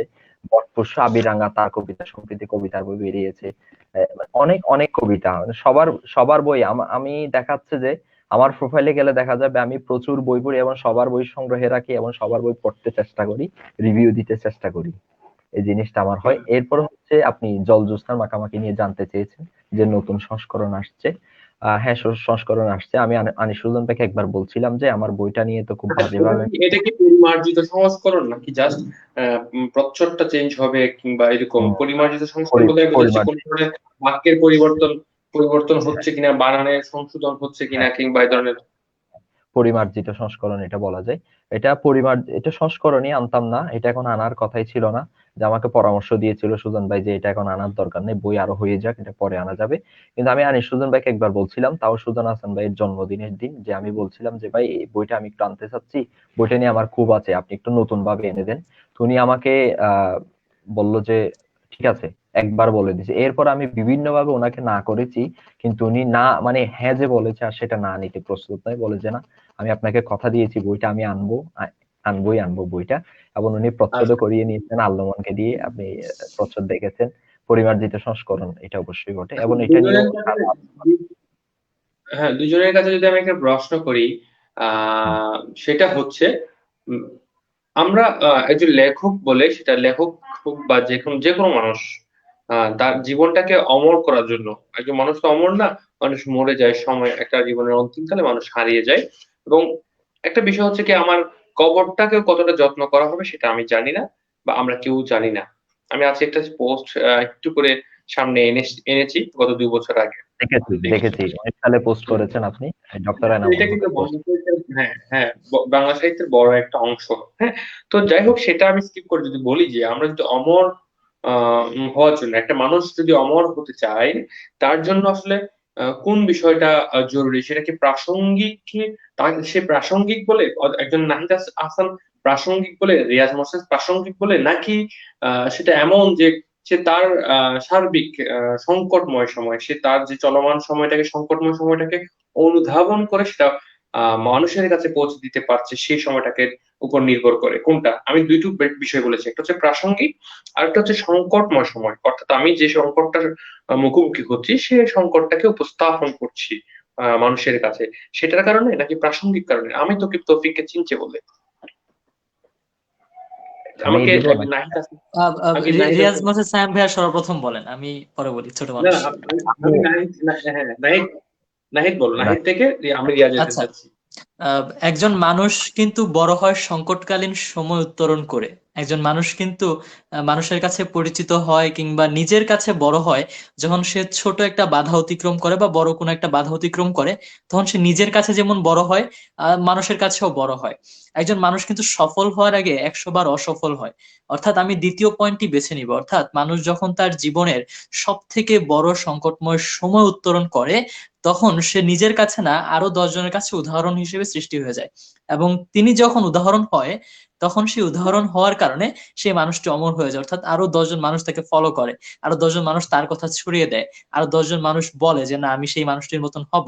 কেননা শুধু একটা কারণে, সে তার সংকটময় সময়টা ভালোভাবে উত্তরণ করেছে, সে হার মানেনি। অর্থাৎ আমরা, ভাইয়া, কিন্তু একটা জিনিসই চাই, যে আমরা কখনো হারতে চাই না।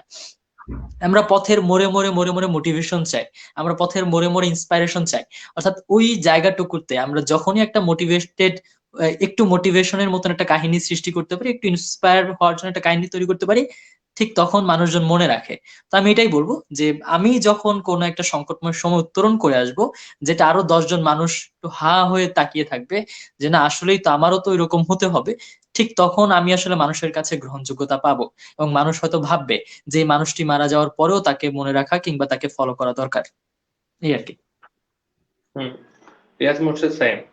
হ্যাঁ, গল্পকার খুব সুন্দর করে বলে দিয়েছে। আমি তার বাইরে একটি কথা বলি, যে উত্তরণ করে সময়কে উত্তরণ করলে কালকে উত্তরণ করে আমাকে অমর রাখবে, আমাকে স্মরণ রাখবে, এই কথা আমি মোটেও বিশ্বাস করি না। আমি মৃত্যুর পরে আমাকে মরণ করবে, আমাকে সংবর্ধনা দিবে, আমার কবর গিয়ে এই দিবে সেই দিবে, সেটা তো আমি মোটেও বিশ্বাসী না। আমি আড্ডার স্বরূপ বলছি আপনাকে, বিষয়টা খোলামেলা হবে। আমি চাই যে আমার লেখা যদি পাঠক গ্রহণ করে থাকে, আমি বই নিয়ে দৌড়ে দৌড়ে আমি জীবদ্দশায় সেটার অমরত্ব লাভ করতে চাই। এটাই হচ্ছে আমার মানে, হয়তো ভেঙে বলতে পারছি না, এটাই এভাবেই বলবো আমি বিষয়টা, আপনার প্রশ্নটার উত্তর এভাবেই দিব। আচ্ছা আচ্ছা আচ্ছা, তো আচ্ছা, এখন যদি বলি যে দুটো বিষয় আমি স্পষ্ট দুজনের উত্তর নিয়ে, তারপর আমি যদি স্পষ্ট করতে চাই, সেটা হচ্ছে সংকটময় সময়, সংকটকালীন সময় যেটা আমি উপলব্ধি করছি, যেটা আমি অনুধাবন করতে পারছি, ঠিক সেই সময়টাকে উপস্থাপন করার ক্ষেত্রে হয়তো মানুষ কিছু করতে পারে, তার লেখাটার মাধ্যমে কিছু মেসেজ পৌঁছাতে পারে। এবং সেই জায়গা থেকে অমর যেটা বলে, আমি অমর বলতে এটাই বুঝি যে হয়তো মানুষ আমাকে মনে রাখতে পারে। কি কারণে রাখতে পারে, কেমন কারণটা, আমি কি কাজটা আমি করতে পারি, এই জিনিসটার জন্য আমি বা আমরা কি করতে পারি সেই জিনিসটা আমি বোঝাতে চেয়েছি। ঠিক আছে, আমি অন্য একটি বিষয় আবার একটু কমেন্টে যাওয়ার জন্য অনুরোধ করব যে আমার আমি আমি যে আমি একটু কি আমি একটু কি কথা বলবো, মানে আমি একটা কথা হ্যাঁ বলবো। প্লিজ প্লিজ প্লিজ প্লিজ, হ্যাঁ প্লিজ। আমি আমি শিশু সাহিত্যিক প্রথম আলোর লেখক মাইনুল সিরাজের সাথে একটি লাইভ করেছি, যে আমি ওনাকে প্রশ্ন করলাম যে শিশু সাহিত্যে এখন যে লেখাগুলো হয় ভূত প্রেত, টুনটুনি টিয়ে, এই লেখাগুলো কেন? তো উনি আমাকে খুব সুন্দর করে একটু উত্তর দিয়েছেন যে শিশু সাহিত্য, সব সাহিত্য মানে সব লেখাই কিন্তু শিশু সাহিত্য, শিশুদের উপযোগী করা। উনি আসলে উনি জানাতে চেয়েছেন, আমি মানে উনি অবাক হন যে লেখকরা কেন এখনো শিশুদের লেখায় ভূত প্রেত নিয়ে আসেন। ইভেন উনি বোঝাতে চেয়েছেন একজন শিশুদের জন্য কখনো হাতির কথা আনাও দুষ্কর হয়ে যাবে, কারণ আমি যে শিশুর সামনে যে হাতি উপস্থাপন করছি, সেই শিশু যে হাতিটি দেখেনি, তাহলে তার সামনে এমন লেখা দরকার, বাস্তববাদী লেখা, মানে যেই লেখা কালকে ধারণ করবে। কারণ একজন ক্লাস 5 পড়ুয়া ছেলে কিন্তু 18+ লেখা কিন্তু এখন বুঝে, নির্দ্বিধায় বুঝে যায়। তাহলে আমি আমরা লেখক বা আমি আমি আমার দায় থেকে এমন লেখা লিখবো যে লেখা কালকে ধারণ করবে, এবং যে লেখা বাস্তববাদী লেখা, কল্পনাতীত লেখা লিখে সেখান থেকে শিক্ষণীয় লেখা থেকে আসলে ফলপ্রসূ কিছুই হয় না। মানে সমকালীন লেখা লিখতে হবে, এই বিষয়টা আমি মনে করি। আচ্ছা, আমি ব্যাকেস্টে যিনি আছেন নাইম হাসানকে রিকোয়েস্ট করবো যদি একটু কমেন্টে যাওয়া যায় প্লিজ। তরুণ লেখকদের জন্য একটা উপদেশ চাই প্রিয় লেখক ভাইয়েরা। লিখেছেন প্রশ্নটি বলেছেন মোহাম্মদ ইমরান। আমি নাহিদ হাসান এবং রিয়াজকে বলবো যে তোমাদের পক্ষ থেকে একদম সংক্ষেপে যদি বলা যায় যে কি উপদেশ থাকতে পারে, যদিও বা তোমরা একেবারেই নতুন, সেই জায়গা থেকে আমি তোমাদের তিনটা শব্দে তিনটা উপদেশ দিব। প্রথম হচ্ছে তরুণ লেখকদের জন্য, যারা লিখতে চান কিংবা লেখালেখি শুরু করেছেন। প্রথম নম্বর উপদেশ হচ্ছে আপনার বই পড়তে হবে। দ্বিতীয় উপদেশ হচ্ছে আপনার অনেক বই পড়তে হবে। তৃতীয় উপদেশ হচ্ছে আপনার অনেক অনেক অনেক বই পড়তে হবে। এই আর কি। Thank you. হ্যাঁ রিয়াজ মোর্শেদ। আমিও পড়ো পড়ো পড়ো, আর যদি লেখালেখিতে আসতে চাই তাহলে লিখে প্রচুর ঘষা করতে হবে, প্রচুর ঘষা করতে হবে, লিখে সেটাকে মানে 100 বারের উপর, একটা লিখে 100 বারের উপর সম্পাদনা করা দরকার নিজের হাতেই সেটা। আচ্ছা, সেই জায়গা থেকে আমি যদি বলি, আমি বলবো উপলব্ধি ক্ষমতাটাকে যতটুকু বেশি উন্নত করা যায় সেই জায়গা থেকে আমার মনে হয় অনুধাবন ক্ষমতা এবং উপলব্ধি ক্ষমতা, এবং সেই উপলব্ধি ক্ষমতা থেকে যা উপলব্ধি করলাম, অনুধাবন করলাম, তা ব্যাখ্যা করার জন্য যে প্রাঞ্জল ভাষা দরকার কিংবা শব্দভান্ডার জরুরি, গল্পের বয়ানের জন্য যে সুন্দর মার্জিত ভাষা জরুরি, সেটা আয়ত্তে নিয়ে আসা খুব জরুরি আমি মনে করি। দ্বিতীয় প্রশ্ন প্লিজ। মোর্শেদ সাইমকে বলেছে যে আল মাহমুদের বেস্ট বই সাজেস্ট করবেন, আশা করছি তিনি সাজেস্ট করবেন। পরবর্তী প্রশ্ন।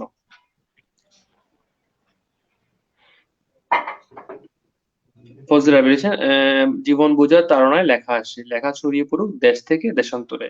হ্যাঁ ঠিক তাই হোক, লেখা ছড়িয়ে দিতে হবে এবং এই দায়িত্বটা আপনাদেরকেও নিতে হবে। একজন তকিব তৌফিক হয়তো যতটুকু পৌঁছতে পারবে না, আপনি সেই জায়গা থেকে আপনি তারও বেশি পৌঁছতে পারছেন। তাই যদি ভালো লাগে লেখা, সেটা নিয়ে কথা বলুন।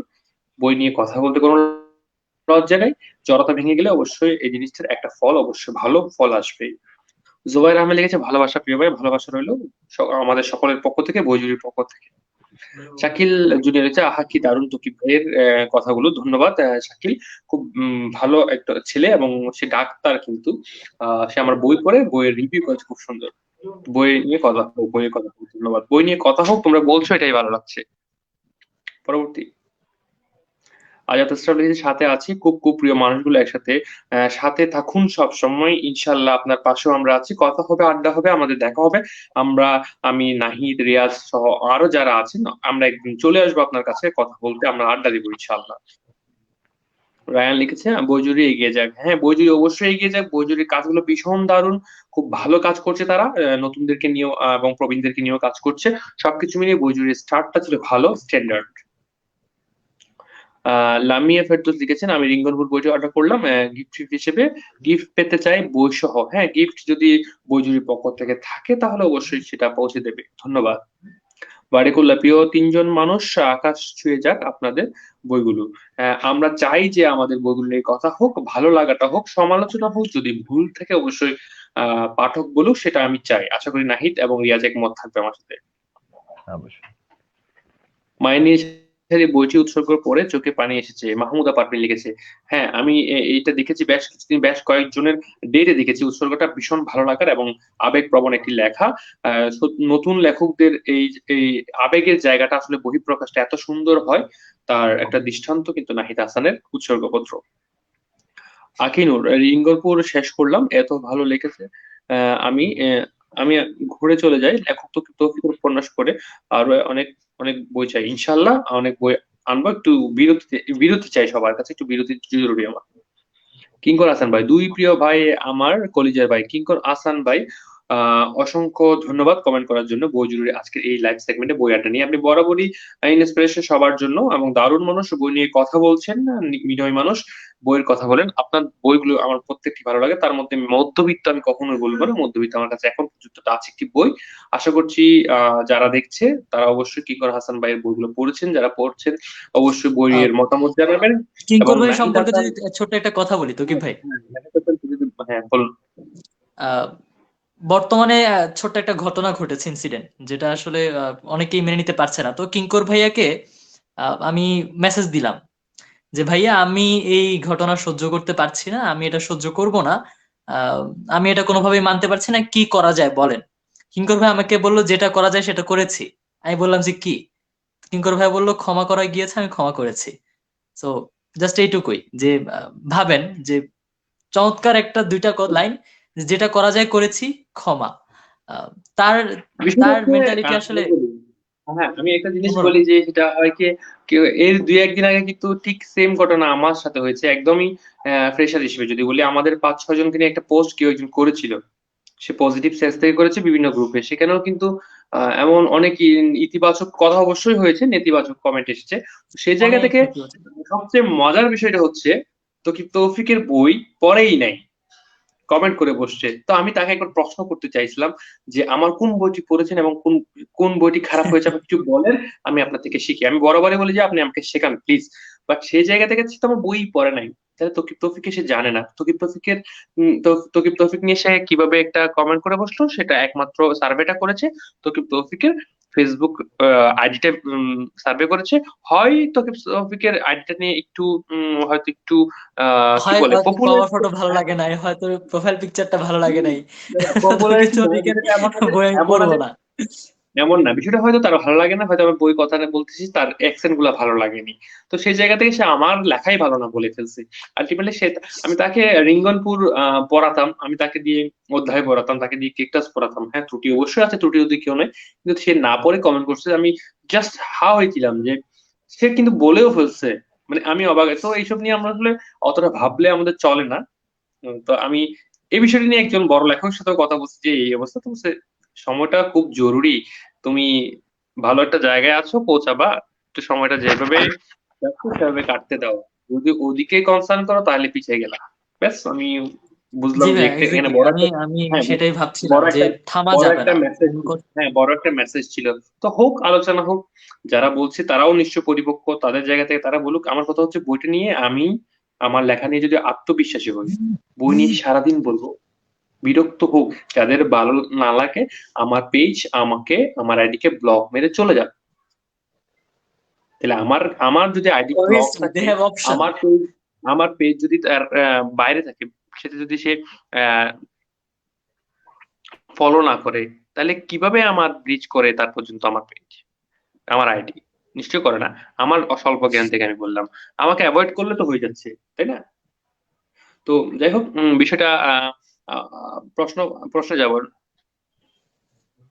যদি আর কোনো কমেন্ট থাকে বলবো। নেগেটিভ কমেন্ট করে নিজেকে সামনে আনতে চাই, আর কিছু না লেখক। নেগেটিভ কমেন্ট করে যে আনতে চায় তাও না ঠিক, হয়তো অনেকে চাই, কিছুদিন আগে এরকম একটা ঘটনা ঘটছে। বাট রিসেন্টলি যেটা হচ্ছে সেটা তেমনই না। আলোচনা কিন্তু সবাই আছে, কেন কি জন্য হচ্ছে সেটাও বুঝতেছি না। বিষয়টা বুঝলেও আমাদের না বুঝে থাকতে হচ্ছে অনেক কিছুই। হ্যাঁ, তো যেটা হচ্ছে হোক, মোটামুটি যার যার তবে ইটস পায়ের ইটস হাই নিচে মাটি। টাইম, এটা এটা এটা একদম জরুরি সময় যখন রুখে দাঁড়াতে হবে। এবং আমাদের এক থাকতে হবে আর কি। নাহিদ, তুমি যখন বই লিখছিলা তখন প্রথম বললা যে বই প্রকাশ করবো, একটা কথা বলছিলাম, বই মেলাটা আসতে দাও, এখনো তো শুরু, তো বিষয়গুলো তো অনেক পরে। পরের কমেন্টে যাব প্লিজ। মুস্তাফা মানিক ভাই একজন ভালো লেখক। ওনার একটি সিক্রেট মেসেজ নামে বই প্রকাশ হয়েছে সম্ভবত, এটি হচ্ছে অক্ষর ভিত্তু থেকে, ভালো একটি বই এবং যথেষ্ট ভালো প্রি অর্ডার ছিল ওই বইয়ের, আমি দেখেছি। অক্ষর ভিত্তির বেস্ট সেলারের মধ্যে, বেস্ট সেলার প্রি অর্ডারের মধ্যে এই বইটির নাম ছিল সিক্রেট মেসেজ, মুস্তাফা মানিক ভাই। সোহেল মোল্লা, প্রিয় লেখককে দেখা, লেখককে দেখে ভালো লাগছে, ভালোবাসা অবিরাম ভাইয়া। রিঙ্গনপুরের জন্য রইল শুভকামনা। নাহিদ হাসান, মাইল নীলছারি এবং পাঠক প্রিয়তা পাক সেই কামনা করছি। অবশ্যই মাইল নীলছারি, পদ্মজলের সিঁড়ি, জল জ্যোৎস্নার মাখামাখি, রিঙ্গনপুর সহ সব বই পাঠক প্রিয় হোক, পাঠক পড়ুক, অন্তত অন্তত পড়ুক, পড়ে প্রিয় অপ্রিয় বিষয়টা তারাই নির্ধারণ করুক। মাহবুব রহমান শাকিল, আহা কি দারুণ বইয়ের কথা, ধন্যবাদ। আচ্ছা, আমরা মনে হয় প্রায় 1 ঘন্টা ক্রস করে ফেলেছি, তাহলে আমরা শেষ করব। যে তার আগে দুটো কথা বলি, সেটা হচ্ছে আমাদের বইগুলো সকলের বই, নাহিদ হাসানের মাইল নীলছারি, রিয়াজ মোর্শেদ সাইমের পদ্মজলের সিঁড়ি, জল জ্যোৎস্নার মাখামাখি এবং আগামী প্রকাশিত সকল বই সহ আমরা বই জুড়িতে পাবো।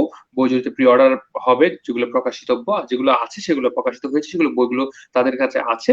যারা অর্ডার করতে চান তারা অবশ্যই তাদের ইনবক্সে অর্ডার করতে পারেন, বা এই লাইভের কমেন্টে করলে তারা অ্যাকসেপ্ট করবে, আমি আশা করছি। এবং তারা খুব সুন্দরভাবে স্মার্টলি স্ট্যান্ডার্ড মেনটেন করে বইগুলো পাঠকের কাছে পৌঁছে দেয়। হয়তো প্রথমত একটু বিলম্ব হয়েছিল তাদের শুরুতে, বাট এখন দেখছি তাদের সার্ভিসটা ভালো, এবং তাদের নির্বাহী মানুষ যে দুজন আছে, দুজন পরিচালনা করছেন, নির্বাহী পরিচালক এবং আর যে আছে সহকারী নির্বাহী, দারুণ মানুষ দুজনেই, এবং তাদের কাছে আমি আমার জায়গা থেকে কৃতজ্ঞতা প্রকাশ করছি। তাদের এই বই এর নিয়ে কাজ করা নিয়ে, বইয়ের যে বই পৌঁছে দেওয়ার প্রত্যন্ত অঞ্চলে যে দায়িত্ব তারা নিয়েছে, সেটা একটা বিশাল একটা দায়িত্ব, এটা একটা ভালো কাজ, মহৎ কাজ মনে করছি। এবং আমি বলবো নাহিদ হাসান এবং রিয়াজ মোর্শেদ সাইমকে বই জুড়ি নিয়ে দুজনের মতামত খুব সংক্ষেপে দেওয়ার জন্য। রিয়াজ মোর্শেদ সাইম প্লিজ। আচ্ছা, আমার আমার একটা প্রশ্ন ছিল একজন পাঠকের আল মাহমুদের কিছু বই সাজেস্ট করার জন্য। আল মাহমুদকে যদি হ্যাঁ, জানতে চান তাহলে কবির মুখ, আল মাহমুদের কবির মুখ আদর্শ বের করেছে, বইটি পড়া দরকার। এবং আল মাহমুদের খুব রোমান্টিক একটা উপন্যাস আছে, জীবন যখন বাগ ঘুরে। এবং আল মাহমুদের আমি উপন্যাসের কথাই সাজেস্ট করছি, কারণ দেখা যায় একজন কবির কবিতা চেয়ে কথা সাহিত্যে উনি কিন্তু খুব স্ট্রং, আল মাহমুদ। এবং ওনার উপমহাদেশ পড়া যায়, ওনার কাবিলের বোন পড়া যায়। এবং আল মাহমুদকে নিয়ে যদি আরো প্রবন্ধিক দিক দিয়ে যদি জানতে চান তাহলে দ্রোহের কবি আল মাহমুদের একটি খুরশেদ মুকুলের বই আসছে অক্ষরবৃত্ত থেকে, সেটি পড়া যায়। এগুলো হচ্ছে আল মাহমুদ। আর বই জুড়ি হচ্ছে বরাবরই ভালো কাজ করছে। বইয়ের যে কথাগুলো, তকিবের কথার সাথে আমি সহমত পোষণ করি যে বই নিয়ে যারা কথা বলে তারা বরাবরই আমাদের ভালোবাসার মানুষ। এবং বই জুড়ি খুব দারুণ কাজ করছে, যে লেখকদেরকে নিয়ে হাজির করলো বই আড্ডা। এটা কিন্তু একটা দারুণ কাজ, মানে এটা সবার দিক থেকে, মানে সব কাজকে চ্যালেঞ্জ দিয়ে কিন্তু এটা ভিন্নধর্মী একটা আয়োজন। এটার জন্য বইজুরির জন্য অনেক অনেক শুভকামনা, এবং তারা যে বই নিয়ে দৌড়াচ্ছে এটাই হচ্ছে ভালো দিক, আশার দিক। তাদের জন্য অনেক অনেক শুভকামনা রইল। তাদের পেছনে অনেক মানুষ জড়িত আছে, তাদেরকে আমরা দেখতে পাচ্ছি না। তাদের জন্য অনেক শুভকামনা। সবশেষ হচ্ছে, দিন শেষে হচ্ছে বইয়ের কথাই ছড়িয়ে যাক। হ্যাঁ, নাহিদ হাসান প্লিজ। আহ, যেটা বলছিলাম যে বই নিয়ে কথা বলা জরুরি, এবং সেই বই নিয়ে কথা বলার জন্য যে প্ল্যাটফর্ম গুলো ক্রিয়েট করতে হবে সেই রকম একটা চমৎকার প্ল্যাটফর্ম হচ্ছে বইঝুরি। এবং এই বইঝুরি চমৎকার ভাবে বই নিয়ে কাজ করছে, বইকে মানুষের কাছে পৌঁছে দিচ্ছে, অর্থাৎ সৃজনশীল পণ্যটা মানুষের কাছে পৌঁছে দিচ্ছে। এই কাজটা অনেক বেশি চমৎকার, এই কাজটা অনেক বেশি দারুণ, এই কাজটা বর্তমান সমাজের জন্য অনেক বেশি জরুরি। কেননা বর্তমান সমাজে মনুষ্যত্বের একটুটা অভাব দেখা দিয়েছে, অর্থাৎ মানুষের মধ্যে মনুষ্যত্বটা বৃদ্ধি করার জন্য বই পড়া জরুরি, এবং সেই বই যেন মানুষ পড়ে, বইয়ের প্রতি যেন আগ্রহ ক্রিয়েট হয়, সে নিয়ে বইঝুরি কাজ করছে। So lot of thanks to Boijhuri. অনেক অনেক ধন্যবাদ বইঝুরিকে, আমার মতন সামান্য একজন মানুষকে বই নিয়ে কথা বলার জন্য সুযোগ দেয়া, এবং একদম উল্টো একটা কাজ করা, সঞ্চালক থেকে আমাকে অতিথি বানানো, এবং তকিব ভাইয়াকে অতিথি থেকে সঞ্চালক বানানো। তা আমার ভীষণ কাছের দুজন মানুষ, রিয়াজ মোর্শেদ সায়েম ভাইয়ের কথা যদি বলি, যে তিনি চমৎকার কাজ করছেন, তার পরিশ্রম গুলো চোখে পড়ে। এবং মানুষের মধ্যে, আমি যখন পাবলিক স্পিকিং নিয়ে অনেক রিসার্চ করতাম, আমি যখন স্কিলস নিয়ে রিসার্চ করতাম, তখন সব সময় একটা জিনিস আমার সামনে আসতো, যে সবাই, পৃথিবীর সবাই যারা বড় হয়েছে একটা কথাই বলে গিয়েছে, যে hard work is the main thing. যে পরিশ্রমটা সব থেকে বড় কথা। এবং আমি রিয়াজ মোর্শেদ সাইম ভাইয়ের পরিশ্রম দেখেছি নিজের চোখে, হয়তো ঢাকায় আমি থাকি কিন্তু দেখা ওই হয়। ওই জায়গা থেকে যদি বলি, আমি নাহিদকে রিয়াজের কথা কোনো সময় হয়তো বলেছি যে এই ধরনের কাজগুলো করছে, আবার ঠিক রিয়াজকেও কিন্তু নাহিদের ব্যাপারে বলেছি, এবং দুজনের বই নিয়ে আমি একটা এক্সপেকটেশন ছিল এবং দুজনকে পার্সোনালি এগুলো আলাদাভাবে শেয়ার করেছিলাম, এবং রেজাল্ট এজ এ রেজাল্ট কিন্তু এইটা হচ্ছে, সবাই দেখছে জিনিসটা। হ্যাঁ, যাদের ব্যাপারে যারা প্রবলেম পড়বে বা যারা হয়তো একটু ও পেছনে থাকবে হয়তো কোনো কারণে, তাদের লেখা সমৃদ্ধ বাট কোনো একটা কারণে, অবহেলার কারণে, পরিশ্রমের অভাব ছিল বিদায়, তাদের ব্যাপারেও বলেছি। এবং সেই জায়গা থেকে আমি জানি না ওটা বলাটা উচিত হয়েছে কিনা, তবে আমি এটা বলবো যে আমি একটা কমেন্ট হয়তো করেছি আমার জায়গা থেকে যে এই দুইজন হয়তো খুব তাড়াতাড়ি সবার কাছে পৌঁছে যেতে পারবে, তাদের যে পরিশ্রম এবং তাদের যে প্রচেষ্টাগুলো একদম ওয়েল ছিল, সেই জায়গা থেকে আমি মনে করি। কারণ আমি জানি যে আমার বইমেলার সময় আমি যে পরিমাণ প্রথম বইমেলার সময় যে এফোর্টটা দিয়েছি, সেম জিনিসটা নাহিদ করেছে নাহিদের জায়গা থেকে এক ধরনের এক্সেপশনাল ভাবে, এবং রিয়াজ যেটা করেছে সেটা অসামান্য, বা সাইম যেটা করেছে বা রিয়াজ করছে সাইম, সেটা অসামান্য। সে যে পরিমাণ এফোর্ট দিয়েছে, সে যদি কখনো প্রকাশনী থেকে বের হয়ে যায়, কোনো কারণে চলেও আসে, অক্ষরবৃত্ত তার জন্য অবশ্যই করেছে অনেক বেশি, কিন্তু অক্ষরবৃত্ত থেকে যদি সে কোনো কারণে, একটা মানুষ একটা জায়গায় বেশি দিন থাকে না, সেই জায়গা থেকে যদি বলি অক্ষরবৃত্ত যদি থেকে যদি সে কখনো চলে আসে, তাহলে অক্ষরবৃত্ত কখনো এটা অস্বীকার করতে পারবে না যে রিয়াজ মোর্শেদ সাইন তার জন্য তাদের জন্য যে অবদানটা রেখেছে সেটা কিন্তু অস্বীকার করার সুযোগ নেই। আবার রিয়াজ মোর্শেদ সাইমও কিন্তু অস্বীকার করার সুযোগ নেই যে অক্ষরবৃত্তের প্রকাশক আনিস, সুজন মোহাম্মদ আনিস, যে পরিমাণ শ্রম দিয়েছে তাদের পিছনে, তাদের বই নিয়ে, নতুনদের বই নিয়ে যে পরিমাণ এফোর্ট তিনি দেন, আমি অফিসে যাই দেখি, সেটা কিন্তু চট্টগ্রামে অন্তত খুব কম, এবং কম নাই বলতে নাই শূন্যের কাছাকাছি নাই। হুম, দেখেছি। তো সেই জায়গা থেকে আমি বলবো দুজনেরই শ্রম এবং ফলাফল আমরা দেখতে পাচ্ছি, এবং দুজনেই এখন সকলের কাছে গ্রহণযোগ্য হয়ে উঠেছে।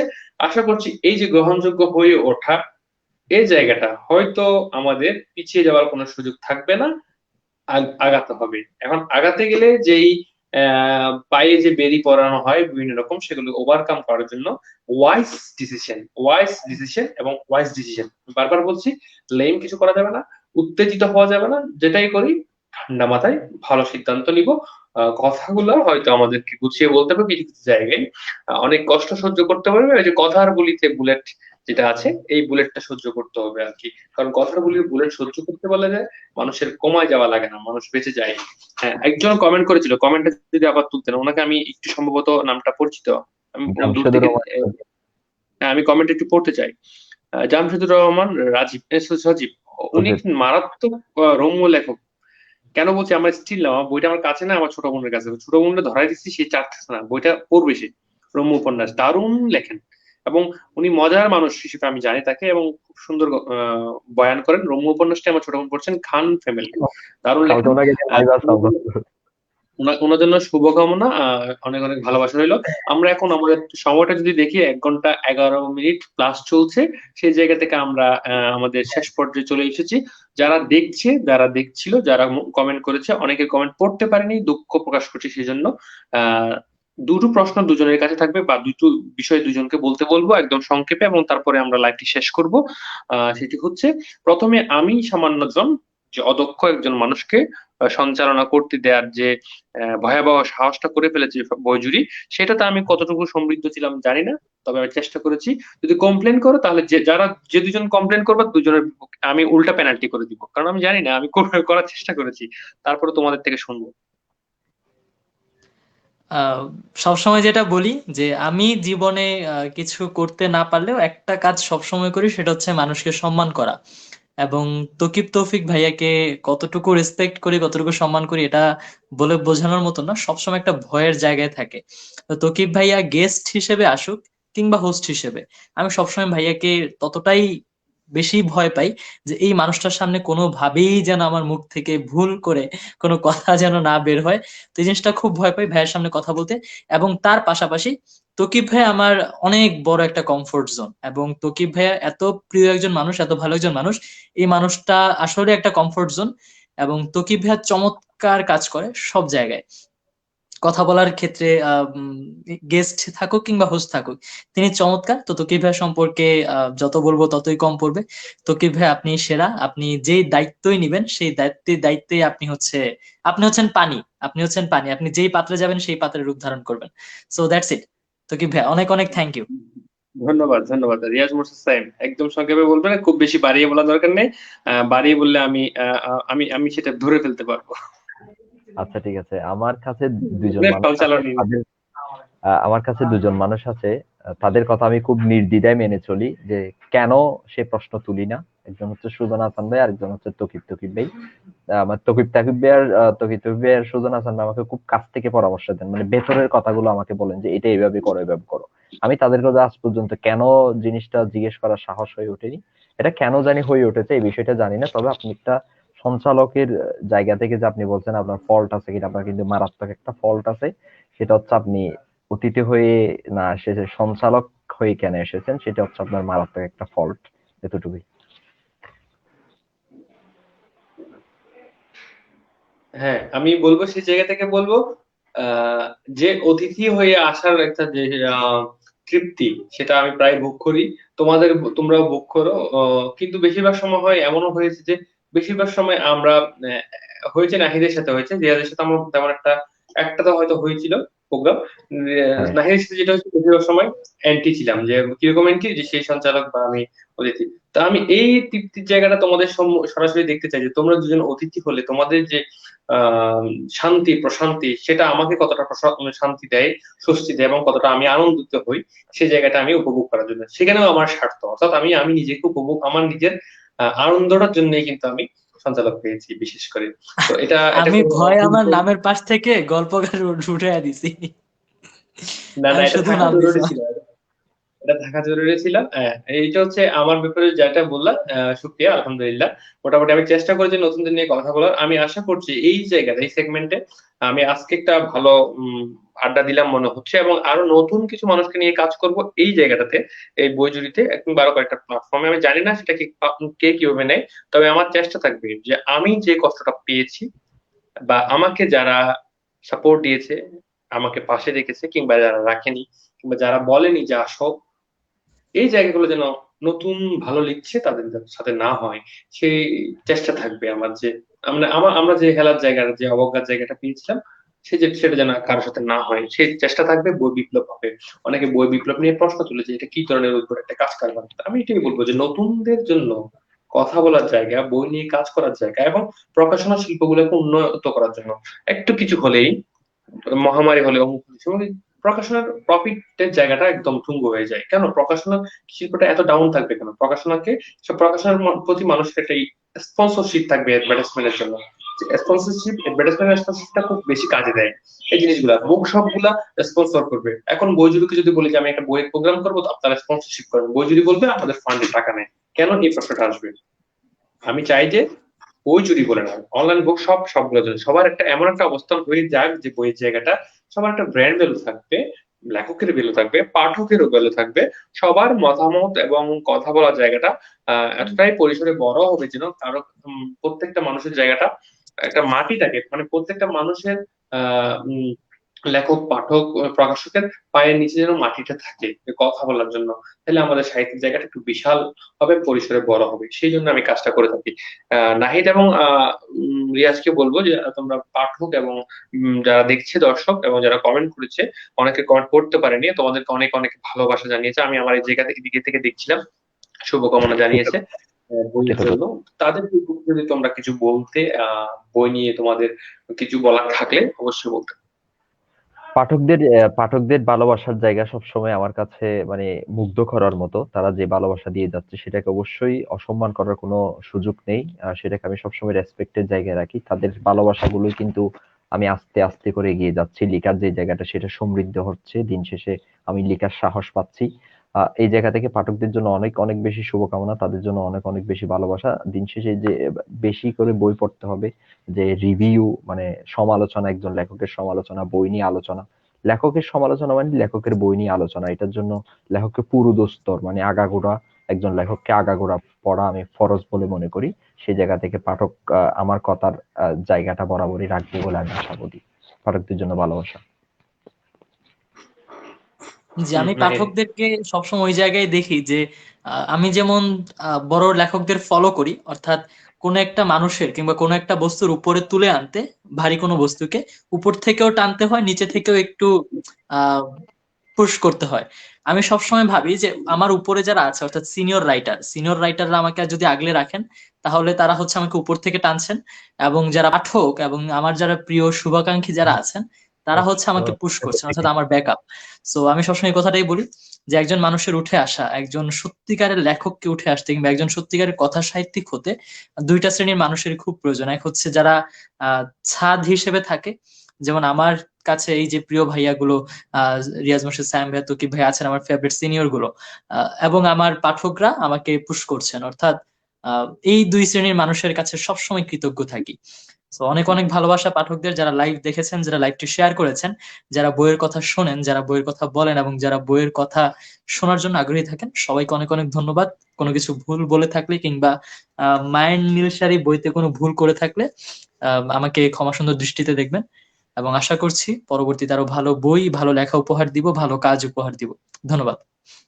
শেষ মুহূর্তে আমি একটা কথা বলতে চাই সকলের উদ্দেশ্যে, সেটা হচ্ছে আমরা অসংখ্য শুভকামনা ভালোবাসা পেয়েছি এবং আজকে আমাদের লাইভটি এখানে প্রায় শেষ পর্যায়ে চলে এসেছে এবং শেষ করব। তবে 12টা পর্যন্ত আপনারা যারা অর্ডার করতে চান অর্ডার করতে পারেন এবং এক্সট্রা 5% ছাড়ে বইগুলো সংগ্রহ করতে পারেন বইজুরি থেকে। বইজুরি একটি বিশেষ ছাড় তো দিচ্ছে অবশ্যই, সেই ছাড়ের সাথে 5% যুক্ত হয়ে যাবে।